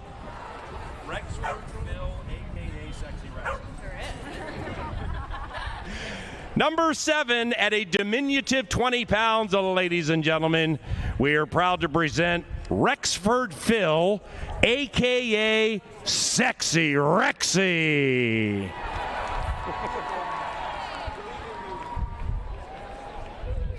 And number 8, here's Cricket. Number 9, this is Mr. Winston. Number 10 is Jordan Wins Marco.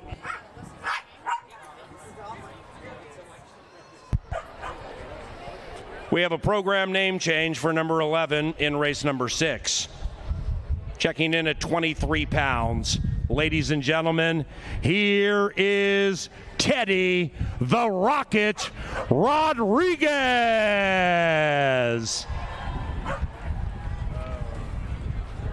And number 12 is about as beautiful as you can be.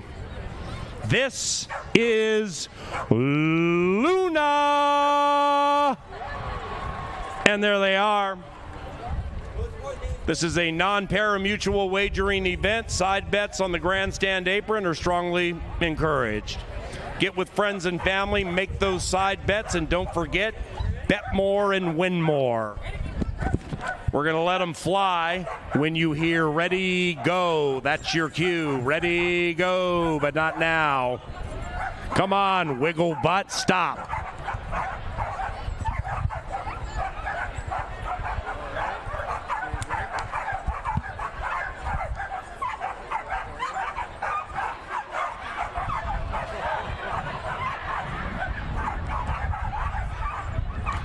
Whoa, Mooney and Murray the Furry almost got into it.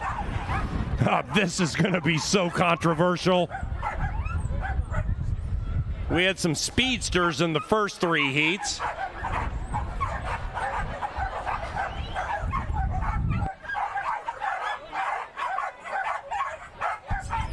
Okay, the assistant handlers are nearing the flags. Top 2 from each heat return Labor Day weekend, right, Johnny Gruen?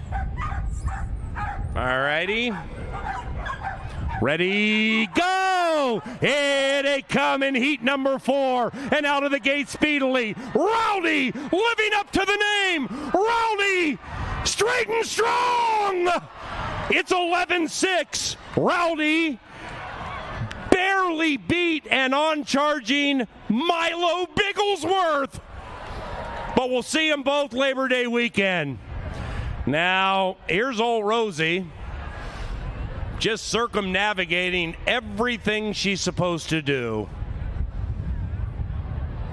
What a rabble-rouser you are, Rosie. And Rosie's to the 10. Rosie can't shake a tackle and is taken down at the 5. Second down. Thank you, everybody. Y'all are great. All right, good luck beating Rowdy. Bark in the Park Labor Day weekend. Holy cow. That final time might have been a Corgi record over the last 4 years.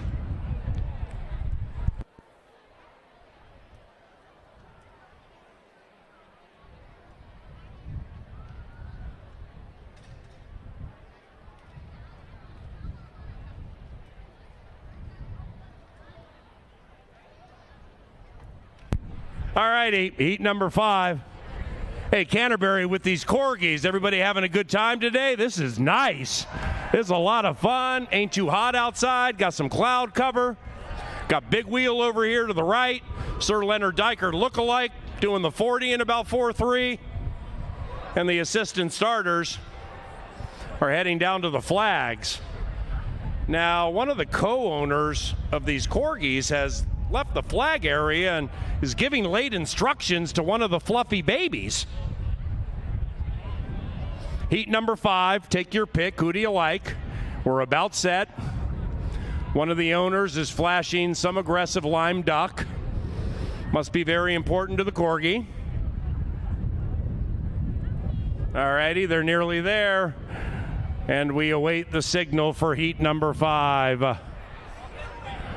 Ready, go! Here come these fluffy little babies, and 9, Holly, forgot to start. Meanwhile, Ellie, like a freight train, has left them all in the wake of a keen turn of Corgi speed. Meanwhile, look at Jake Ryan, slow, just like former Packers linebacker namesake. Take that off YouTube, please. It's the age of rage. Back here, Holly, just out here looking for a treat. I mean, it's just a Sunday stroll in the park for that beautiful little baby. Come on, Holly. Come on, Holly. Holly, follow Daddy. There you go, Holly. Way to get that. No, don't be afraid, Holly. And please don't run on the turf course. Come on, Holly. We can't start the next one without you. Crossing the line. Everybody cheer on Holly. To the 10. Holly's to the 5. Touchdown, Holly. Way to go, big girl.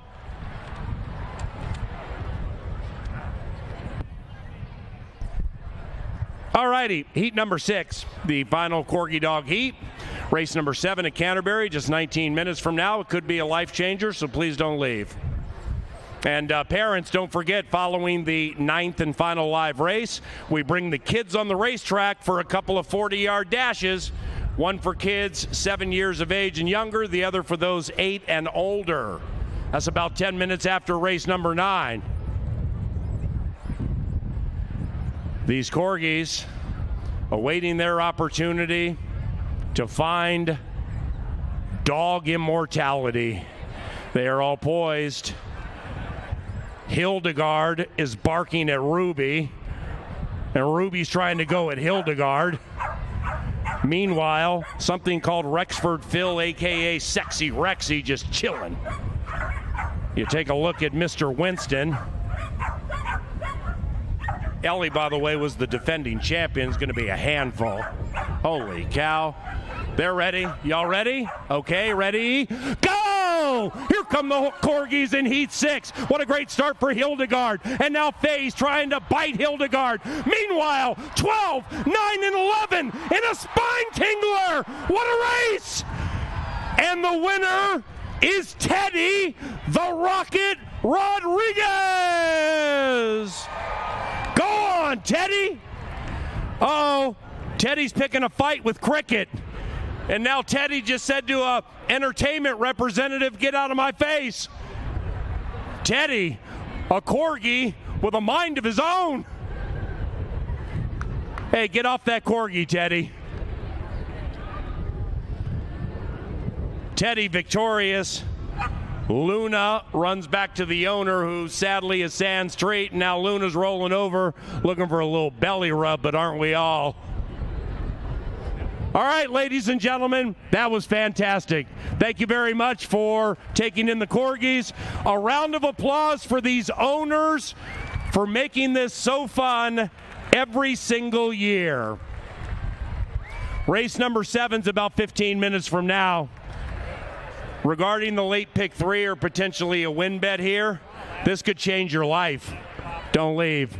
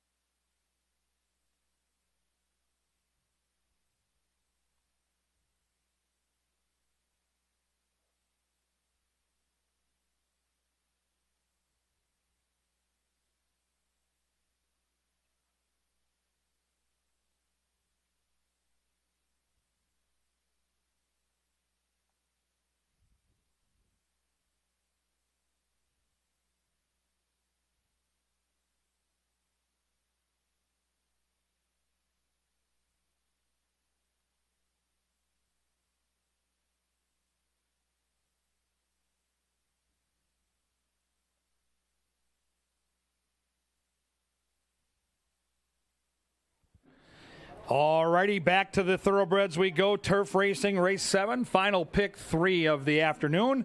Very competitive fillies and mares. Bonshare going 1 mile and 70 yards, and here they are. There's a good look at number 1, Bruce's Girl for Hazel Farm. Constantino Roman gets the call for Mike Beeler. This horse has faced tougher competition, so it's a nice class drop. Isn't in the best of form. Last year, this horse was popping on the turf both here in Oklahoma. Hasn't been the same yet this year. Maybe the class drop will wake her up. Bruce's Girl looks like a late steamer here at 12-1. Number 2 is Shirley a Legend. The Minnesota bred takes on Open Company. Couple of career turf tries recently last September and ran 4th behind some good ones. Will need to improve. Has a touch of stalking speed and looks good down here in the walking ring. There's a good look at Pink Channel, royally bred horse, the sire English Channel, one of the best in all of turf racing in North America.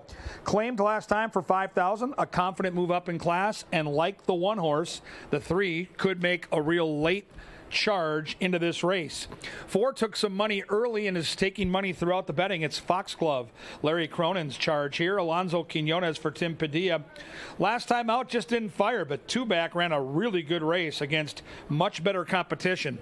So the class drop, the turf, certainly the numbers are there. 7 for 14 in the top 3 in her turf career, and a major player here. 5 is Pippa's Prospect. Crystal Conning gets the call for the Hypsha gang. Not much to go on as far as turf breeding. First try on the grass.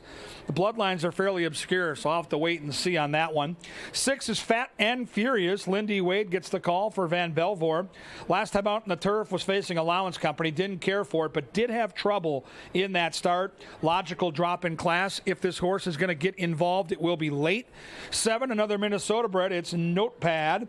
Tried state bred Allowance Company. Golden Gopher beat that horse last time, so we'll see if this horse can turn the tables this time around. Number 9's a big price on the board. Cupid's Love, 21-1. Another on a class drop. Has early speed. Might find her way to the front end here. There's not a ton of speed in this race. 9 looks real good, as you can see here in the paddock. I love the muscle. I love the energy. But the horse is going to have to try to get loose on the front end, and I think the 10 is going to be tough to get past. I think the 10's in a real good spot for victory here. Joel Burnt, Jermaine Bridgemahan, 5 for 6 in the career on the Canterbury turf in the exacta. Super hard to get by Golden Gopher. If I could lock in at 5-2, I'd run to the windows right now. 11 is PA's Tout. This is Icy Will Burn Ya for Cat Bedford. Zeke Laura, the long shot specialist in the saddle. Another horse that's got hidden good form and has had some troubled starts of late. Keep an eye on that. And the outside marker is Danzig Star. Took to the turf last time with a wire-to-wire crushing of maidens. Maybe it's the Now horse. Maybe it's the Lone Speed. We'll see if Harry Hernandez, the hot jock, can get his 4th win on the card. He's so good with speed. Could he get loose? I think Danzig Star is super sneaky here. Really, really fun race to handicap. The final pick 3 of the afternoon. 1 mile and 70 yards on the beautiful Canterbury turf course. The horses have left the paddock. Right now they're going to head down the bridle path, and soon we'll get the bugler Leonard Dykert, and on the track they'll come. You need to head to the windows. You need to make those bets. Hopefully you'll cash. We'll see you back with Angela Herman and myself from the studio for the late Daily Double.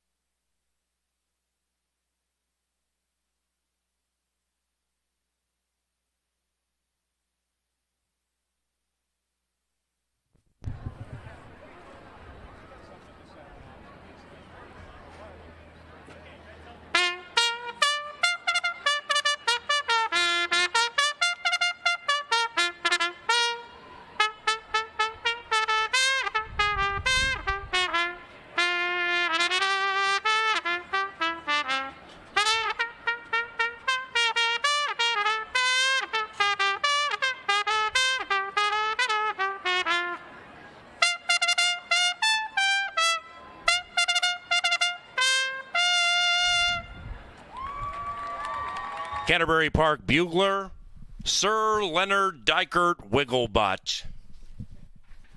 Brings them onto the track for the 7th race. And they head to the turf course, which is firm. Number 5, Pippa's Prospect, now ridden by Crystal Conning. And scratch 8, Frost Warrior. This final pick 3 of the week could change your life. Paul Wigglebutt. So bet more and win more.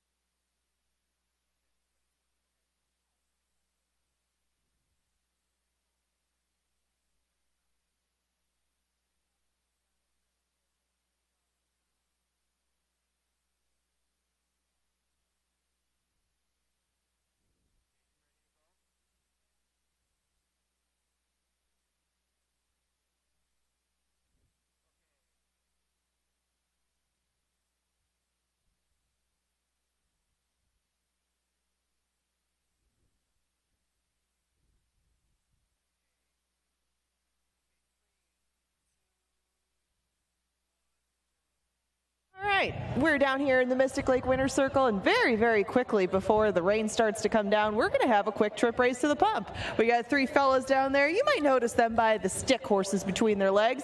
They've got a race down to the pump. Guys, we're just going to get it going now. One of you will get $20 if you get down here the fastest, because the rain is starting to fall. On your marks, get set, gallop! Come on down here. The guy in the salmon shorts in the middle is way faster than his counterparts, and he gets to the pump first. $20 for you, sir. Get over here, get dry, and enjoy your prize.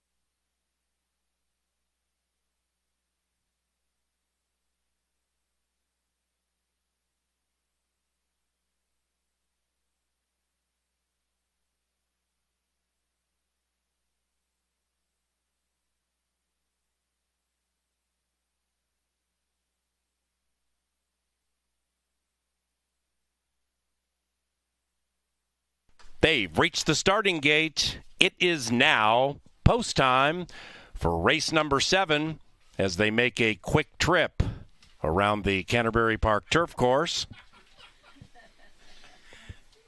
All of them in here, big on fresh, undoubtedly possessing quick reward cards.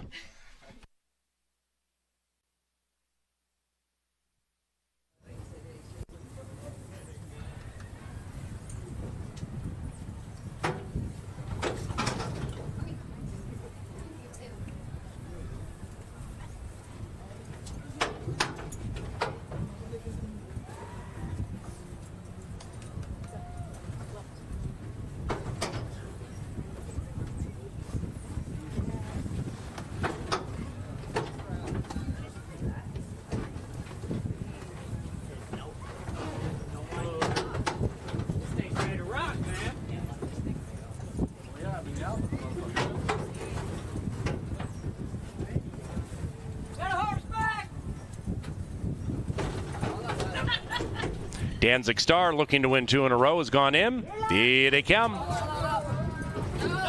7, rambunctious. And they're racing. Swift beginnings for all. Shortly after the start, the white horse, Foxglove, went back to last.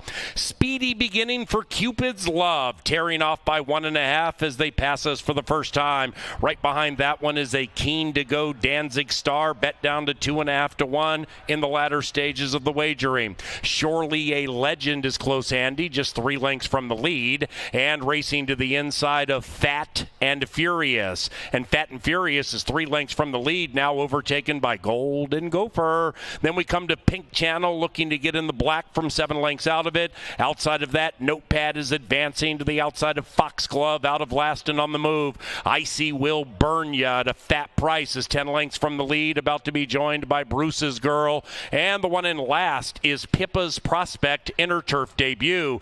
They zing into the far turn, and they're chasing Cupid's Love. And Cupid's Love is 40 to 1. Outside of that is Danzig Star. The riders looking for a quartet of wins. Even farther out, we have Foxglove. The white horse is on the move to the outside of Golden Gopher. Right behind them, Fat and Furious. And then we come to Notepad, not doing much. Icy Will Burn Ya and Bruce's Girl are running on. They have a quarter of a mile to go, and they're chasing Cupid's Love and Chad Lindsay. And now that one has been collared on the outside, Golden Gopher. And between them, it is Danzig Star. Even farther out, Bruce's Girl beginning to motor home fast at 15 to 1 with Fat and Furious. But we're down to 2, battling to the wire together. Skyuma, Golden Gopher. Skyuma.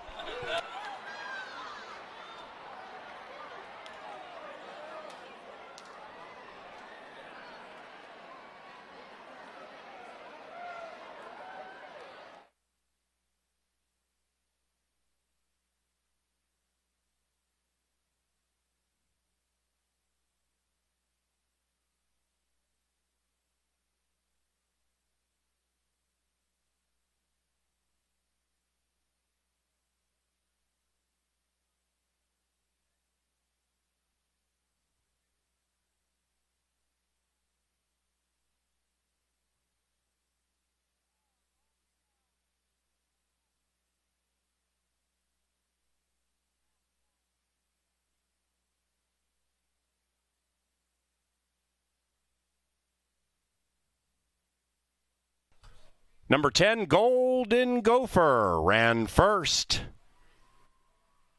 as the 2 to 1 favorite by $1,000. 10-12, trifecta photo.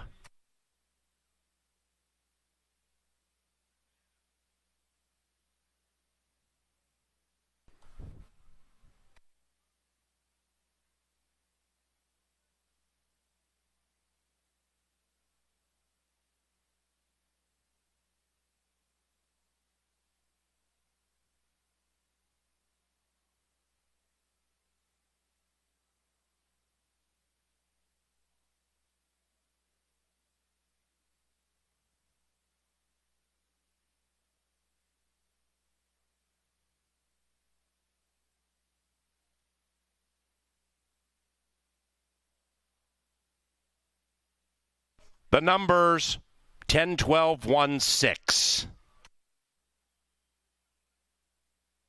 It was chalk all odds.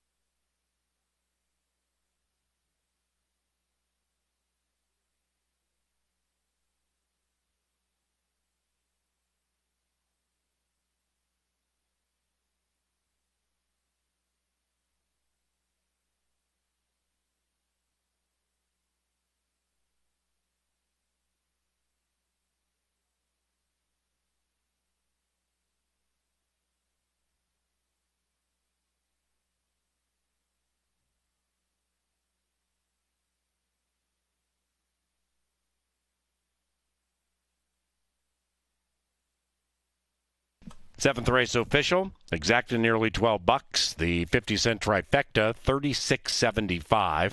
Not bad for chalk all odds. Superfecta paid $48.65. Double, $22.70. And the pick 3 on races 5, 6, and 7, $26.25. The Minnesotan grabs the plus part of the purse and does so in gritty fashion. Excellent selection by 2/3 of the Steam team in Angela Herman and Kevin Gorg. And in the winner's enclosure, Golden Gopher and Jermaine Bridgemahan. The winning owner, Lothenbach Stables. Bob also bred this mare in Minnesota. And the winning trainer is our leading trainer, Joel Burnt. Golden Gopher is a 5-year-old bay by strong mandate out of No Retreat. The Sunday penultimate is 20 minutes from now.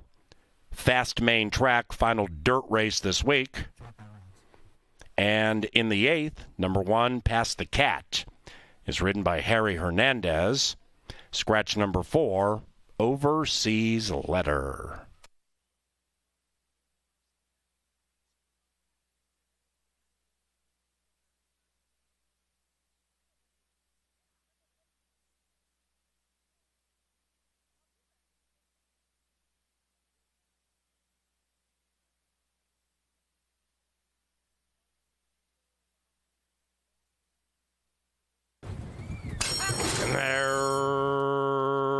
Racing. Swift beginnings for all. Shortly after the start, the White Horse Foxglove went back to last. Speedy beginning for Cupid's Love, tearing off by 1.5 as they pass us for the first time. Right behind that one is a Keen to Go Danzig Star, bet down to 2.5 to 1 in the latter stages of the wagering. Surely a Legend is close handy, just 3 lengths from the lead, and racing to the inside of Fat and Furious. And Fat and Furious is 3 lengths from the lead, now overtaken by Golden Gopher. Then we come to Pink Channel, looking to get in the black from 7 lengths out of it. Outside of that, Notepad is advancing to the outside of Foxglove, out of last and on the move. Icy Will Burn Ya at a fat price is 10 lengths from the lead, about to be joined by Bruce's Girl. And the one in last is Pippa's Prospect Inner Turf debut. They zing into the far turn and they're chasing Cupid's Love. And Cupid's Love is 40 to 1. Outside outside of that is Danzig Star. The riders looking for a quartet of wins. Even farther out, we have Foxglove. The white horse is on the move to the outside of Golden Gopher. Right behind them, Fat and Furious. And then we come to Notepad, not doing much. Icy Will Burn Ya and Bruce's Girl are running on. They have a quarter of a mile to go, and they're chasing Cupid's Love and Chad Lindsay. And now that one has been collared on the outside, Golden Gopher. And between them, it is Danzig Star. Even farther out, Bruce's Girl beginning to motor home fast at 15-1 with Fat and Furious. But we're down to 2, battling to the wire together. Skyuma, Golden Gopher. Skyuma.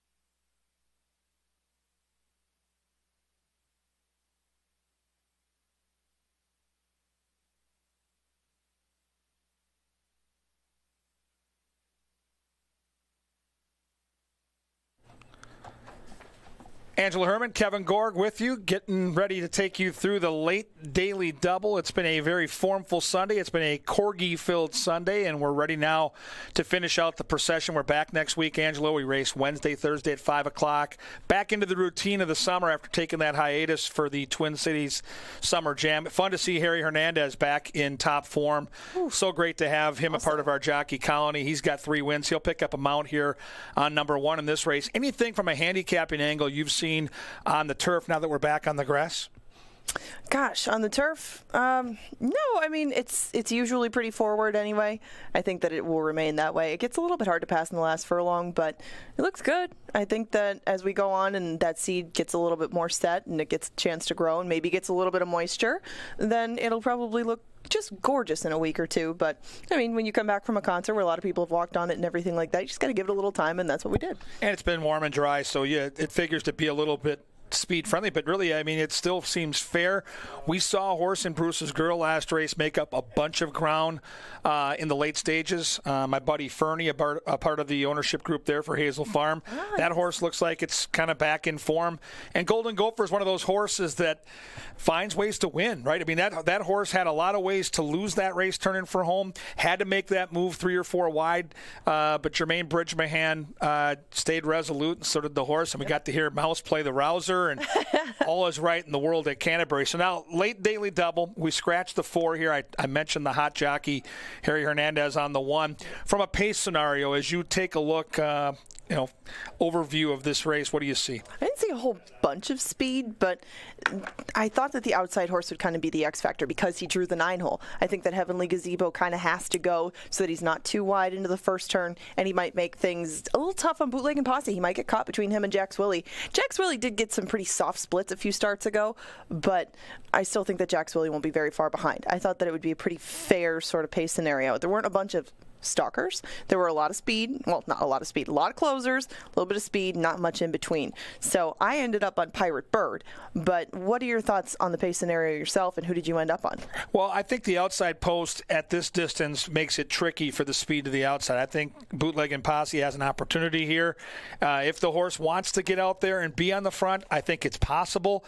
Zeke Laura, to me, is that jockey that if you have a horse with speed, you kind of want him on there because he puts the horse in the race early and not late. And so we'll see. I don't think the horse absolutely needs the lead. I just want him to be up front. Yeah. I like the workout since the last start. The horse needed to drop in class and is getting that today.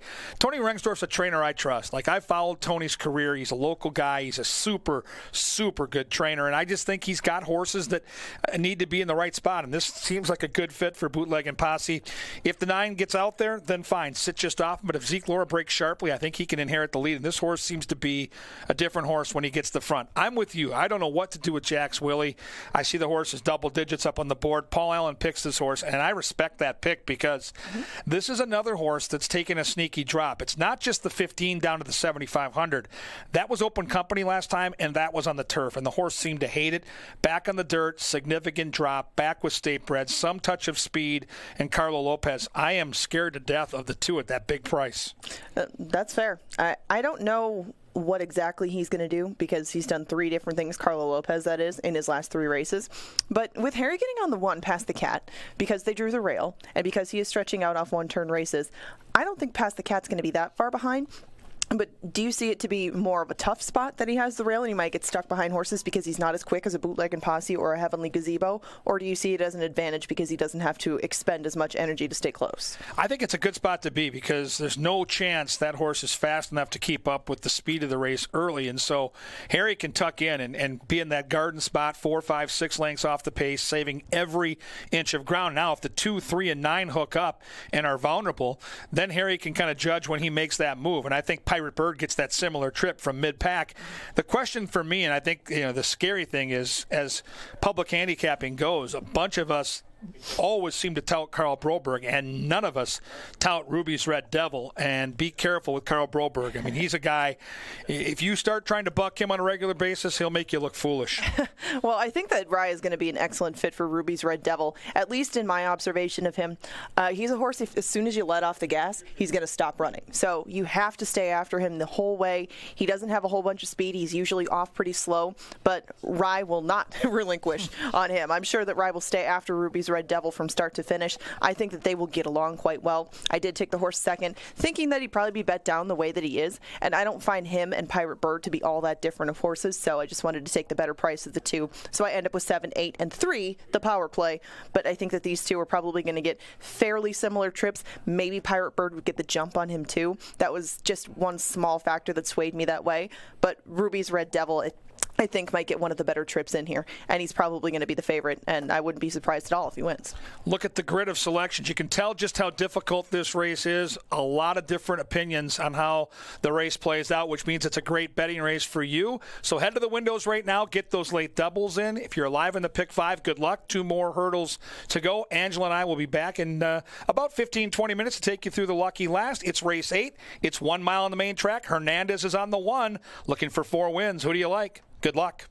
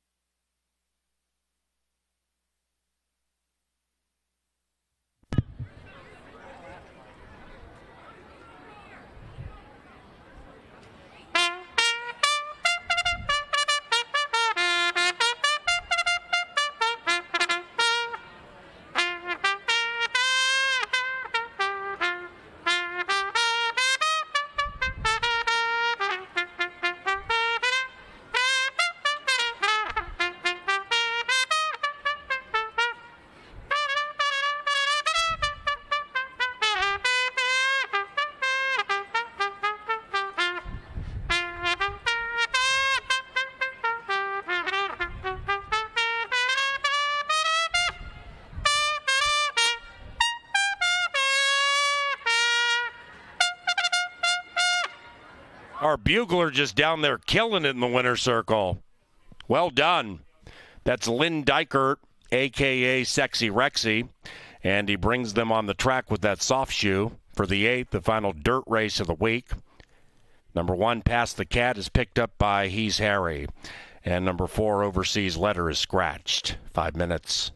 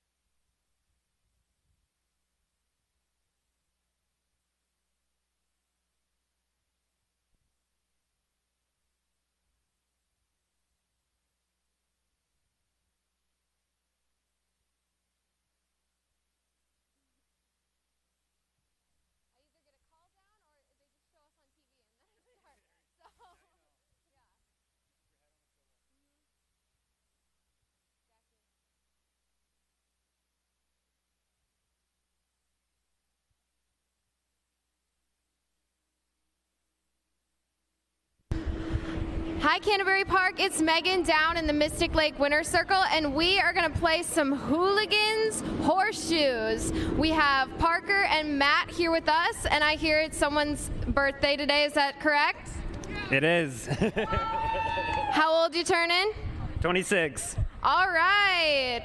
Let's see if you can win a Hooligans gift card with your one horseshoe toss that you get. You're going to stand right here, and you're going to take your lucky shot whenever you're ready. Oh, so close.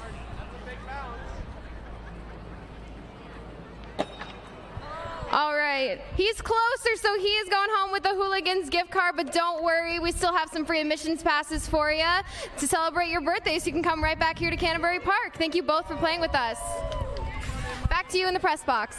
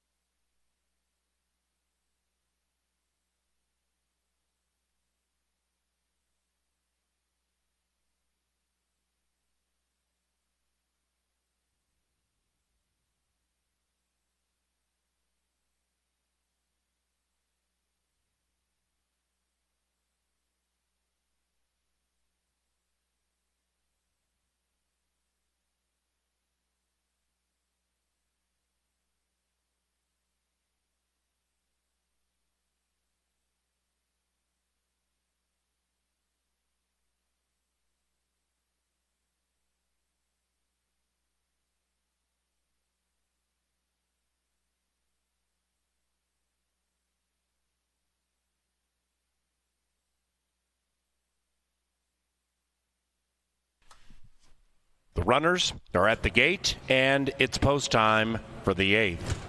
Good luck with those late double wagers on races 8 and 9. We close with a doozy on the turf. The 8th has been wide open in the win wagering. Bootleg and Posse got the majority of the early. Past the Cat getting the majority of the late. Two back.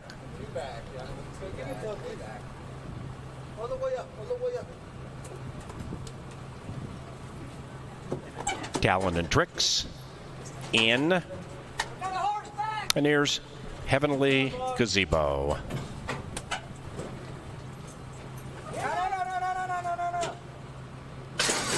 And there you go.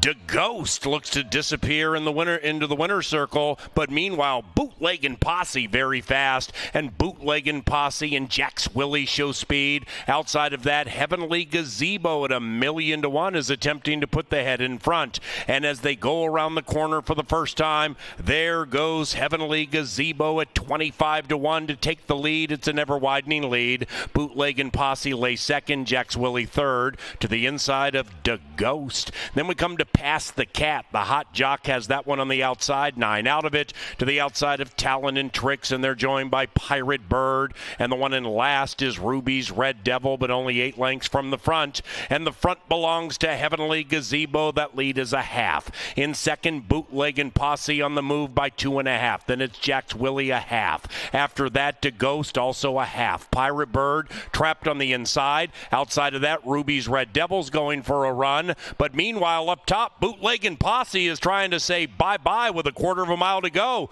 Bootleg and Posse looking to steal away with a 4-length lead. The Ghost goes into second, then it's Ruby's Red Devil. Past the Cat has just passed Jack's Willie and is far, far clear from Pirate Bird as they head for home. Bootleg and Posse's lead was short-lived, and now the world is past the 3, led by the Ghost. Outside of that, Ruby's Red Devil, and Past the Cat with Hernandez looking for 4 on the outside. It's the Ghost. Past the Cat trying to pass the Ghost, but the Ghost is too good and wins 6-1-8 in the 8th.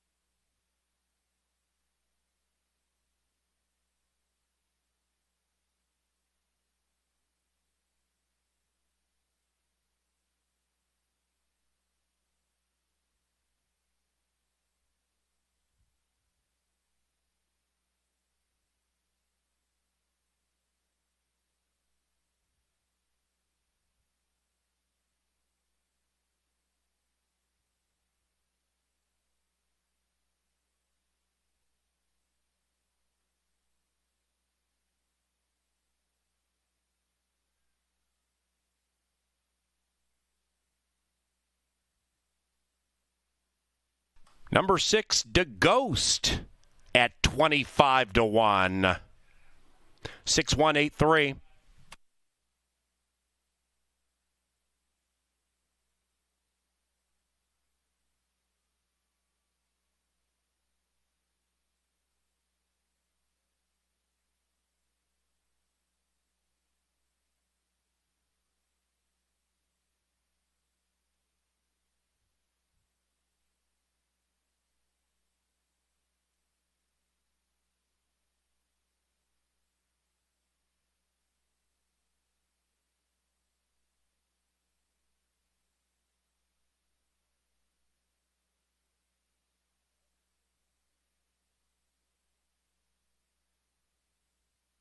The upset is official. 52.40 for a $2 win wager on the Ghost. From the dunk tank to the winner's circle. Well done, Miguel Arroyo. Here's the Ghost and the aforementioned Miguel Arroyo. Wayne Scanlon is the winning owner, and the winning trainer, Canterbury Park Hall of Famer Burnell Roan. DeGhost is a 3-year-old bay son of Shaman Ghost out of Wanaday. Bred in Minnesota by the winning owner, Mr. Wayne Scanlon. Big payoffs up and down. Exacta 142, 50-cent trifecta 417. 10-cent superfecta 279. Favored in second. 148 for the double. Pick 3, 356. Race 9 on a firm turf course. Number 3, Calzone, is ridden by Carlo Lopez. Scratch 6, Vaudeville Muse. Final reminder, parents, about 10 minutes after this upcoming race, the kids get to run on the old dirt track.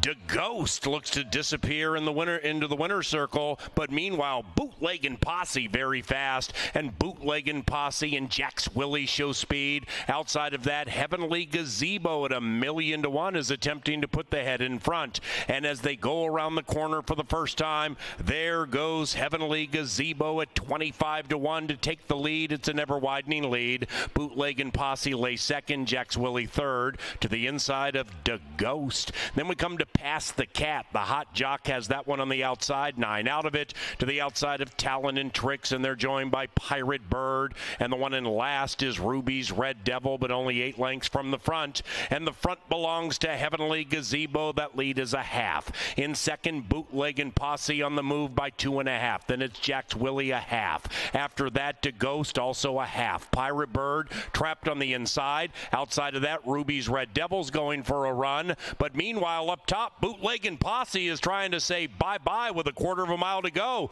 Bootleggin' Posse looking to steal away with a 4-length lead. DeGhost goes into second. Then it's Ruby's Red Devil.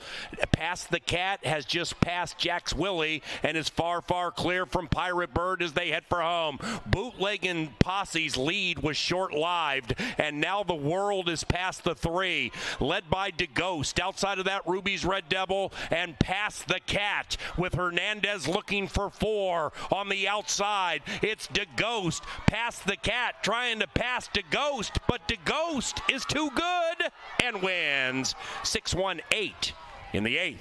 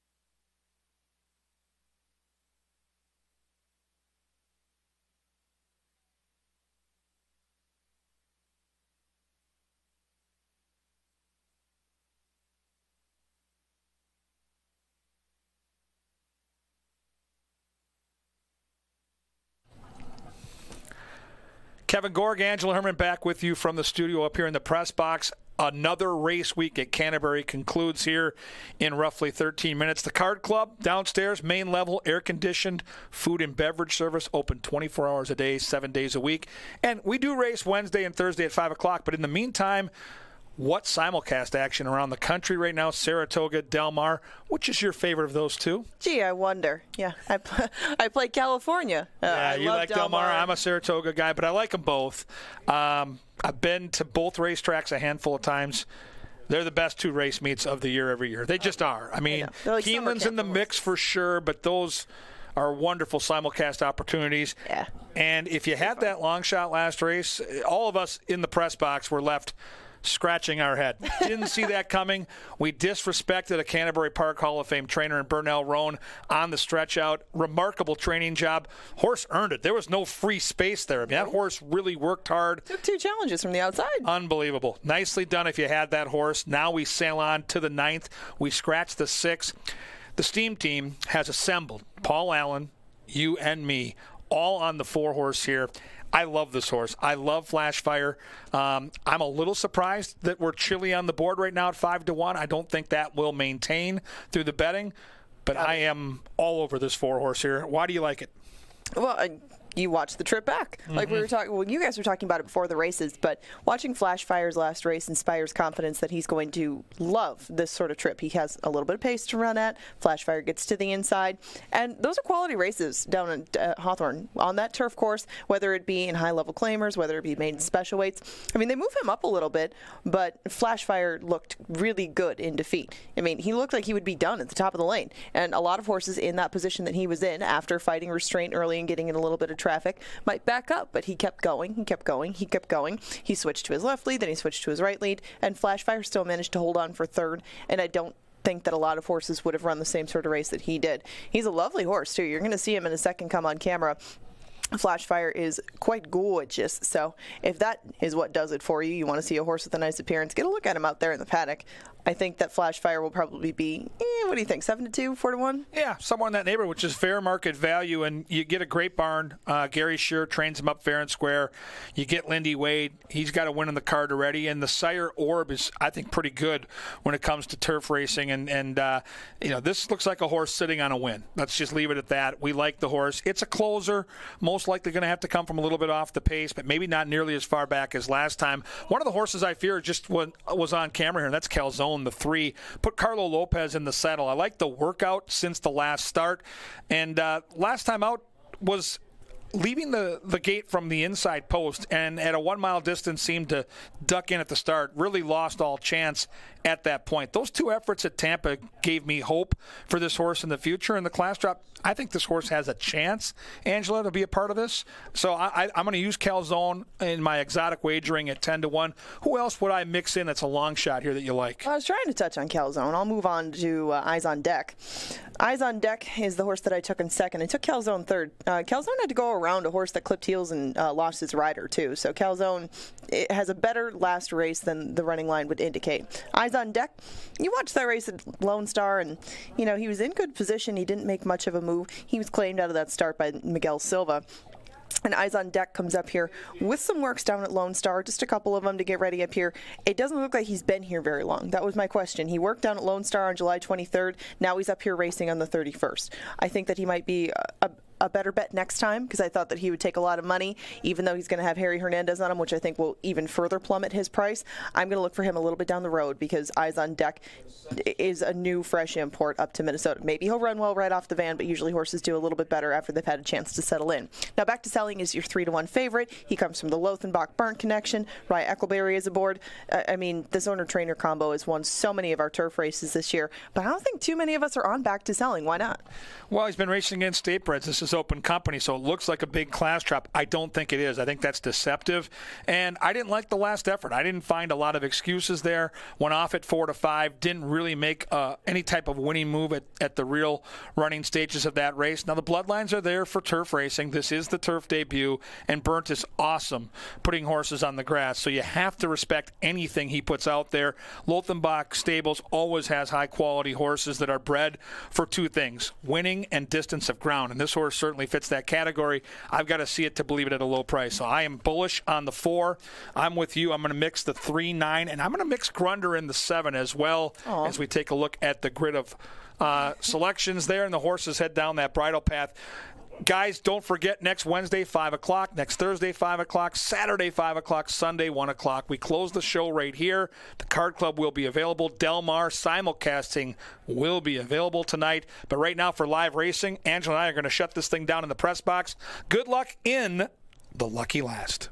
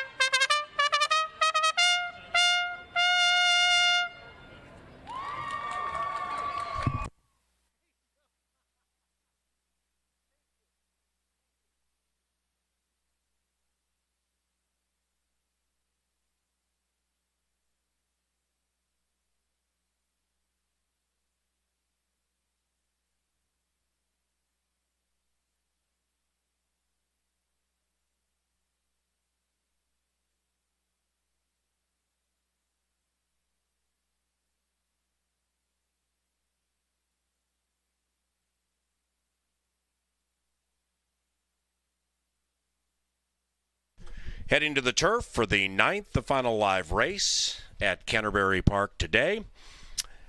Racing resumes here Wednesday at 5 o'clock. Carlo Lopez rides number 3, scratch number 6.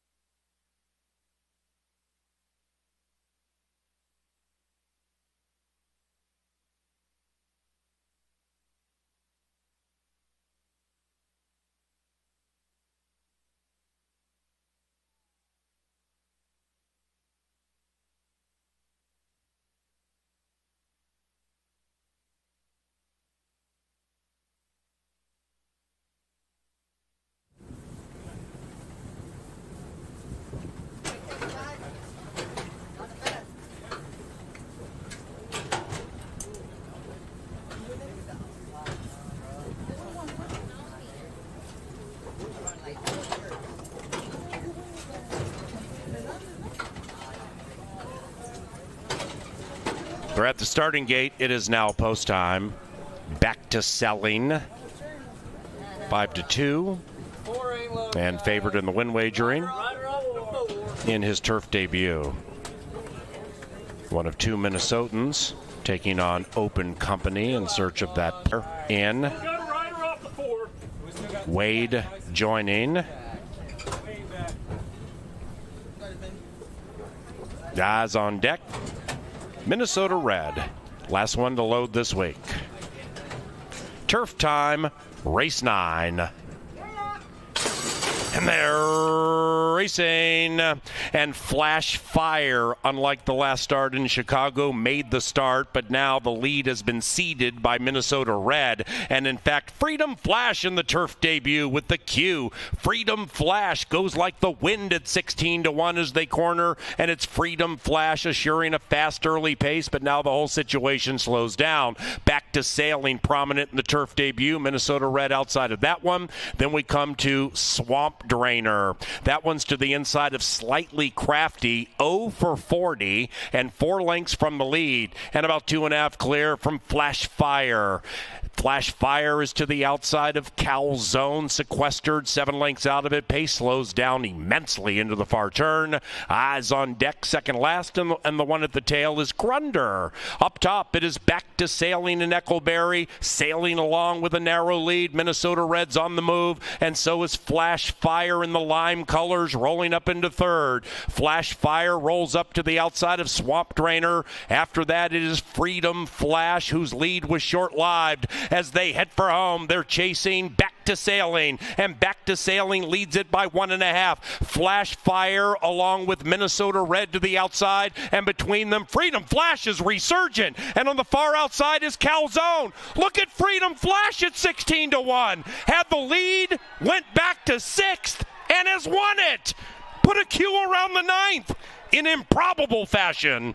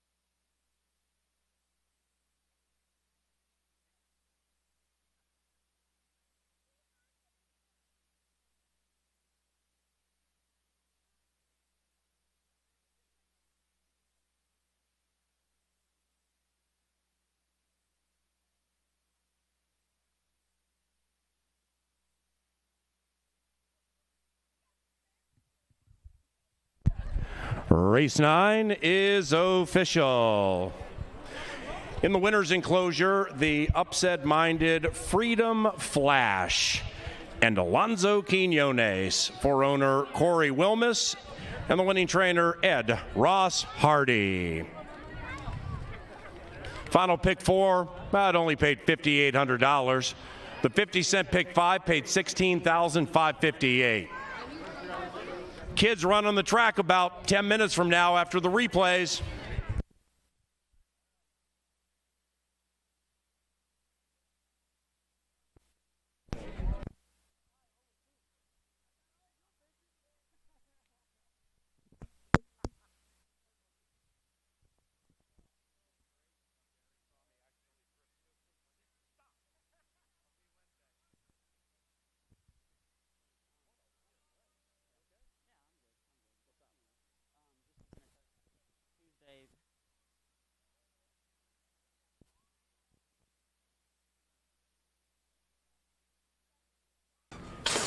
And they're racing, and Flash Fire, unlike the last start in Chicago, made the start, but now the lead has been ceded by Minnesota Red. And in fact, Freedom Flash in the turf debut with the Q. Freedom Flash goes like the wind at 16-1 as they corner, and it's Freedom Flash assuring a fast early pace, but now the whole situation slows down. Back to Sailing, prominent in the turf debut. Minnesota Red outside of that one. Then we come to Swamp Drainer. That one's to the inside of Slightly Crafty, 0 for 40, and 4 lengths from the lead, and about 2.5 clear from Flash Fire. Flash Fire is to the outside of Calzone, sequestered 7 lengths out of it. Pace slows down immensely into the far turn. Eyes on deck, second last, and the one at the tail is Grunder. Up top, it is Back to Sailing and Eckleberry, sailing along with a narrow lead. Minnesota Reds on the move, and so is Flash Fire in the lime colors, rolling up into third. Flash Fire rolls up to the outside of Swamp Drainer. After that, it is Freedom Flash, whose lead was short-lived. As they head for home, they're chasing Back to Sailing, and Back to Sailing leads it by 1.5. Flash Fire along with Minnesota Red to the outside, and between them, Freedom Flash is resurgent, and on the far outside is Calzone. Look at Freedom Flash at 16-1. Had the lead, went back to 6th, and has won it. Put a Q around the 9th in improbable fashion.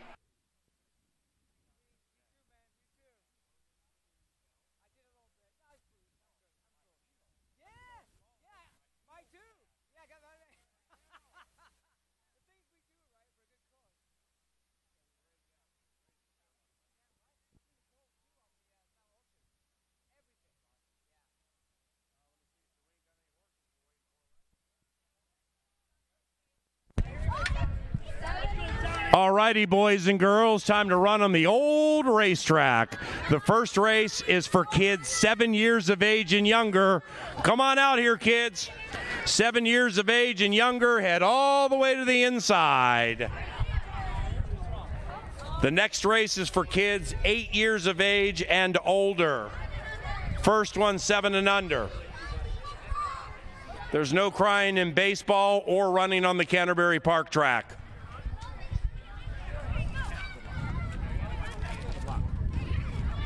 Good luck. Good luck. Good luck. Good luck. Good luck. Good. Don't fear the eyebrow. Good luck. Hey. Good luck. Good luck. You're in the 8 and older.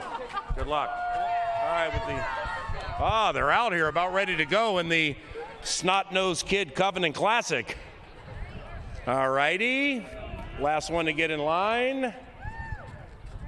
Ready, go! Here come the little boys and girls, and the kid in the orange shirt's incredibly fast. So is the girl with the pink hat. Now you stop, you turn around, here they come, the kid with the orange shirt. Look at the girl! Oh, it's a dead heat! Oh, the girl with the leopard print pants and the boy with the orange shirt. You guys hit it together. In the business, we call that a dead heat. Young lady, give me a fist bump. Nice job. Everybody, you're all very fast. Well done.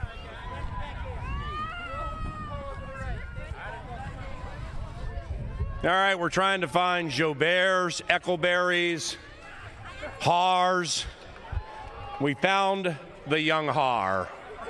Now, 8 years of age and older, okay? Mark Ingram is heavily favored to win this race. He's riding tap 3 times for Doug Oliver. 8 years of age and older. And if this race can be as good as the last one, that's going to be a Donnybrook.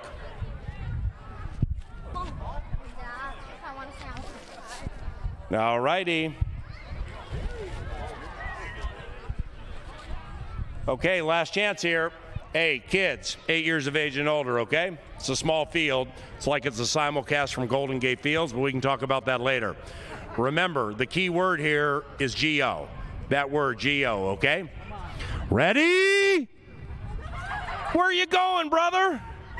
Go! Here come the big boys and girls. And Kelsey's daughter is flying out of the gate. So is the kid with the red Eden Prairie hat. But the girl with the floral print shirt has dusted them. Well done, young lady. Hey, we do this every Sunday. God bless everybody. We'll see y'all next week.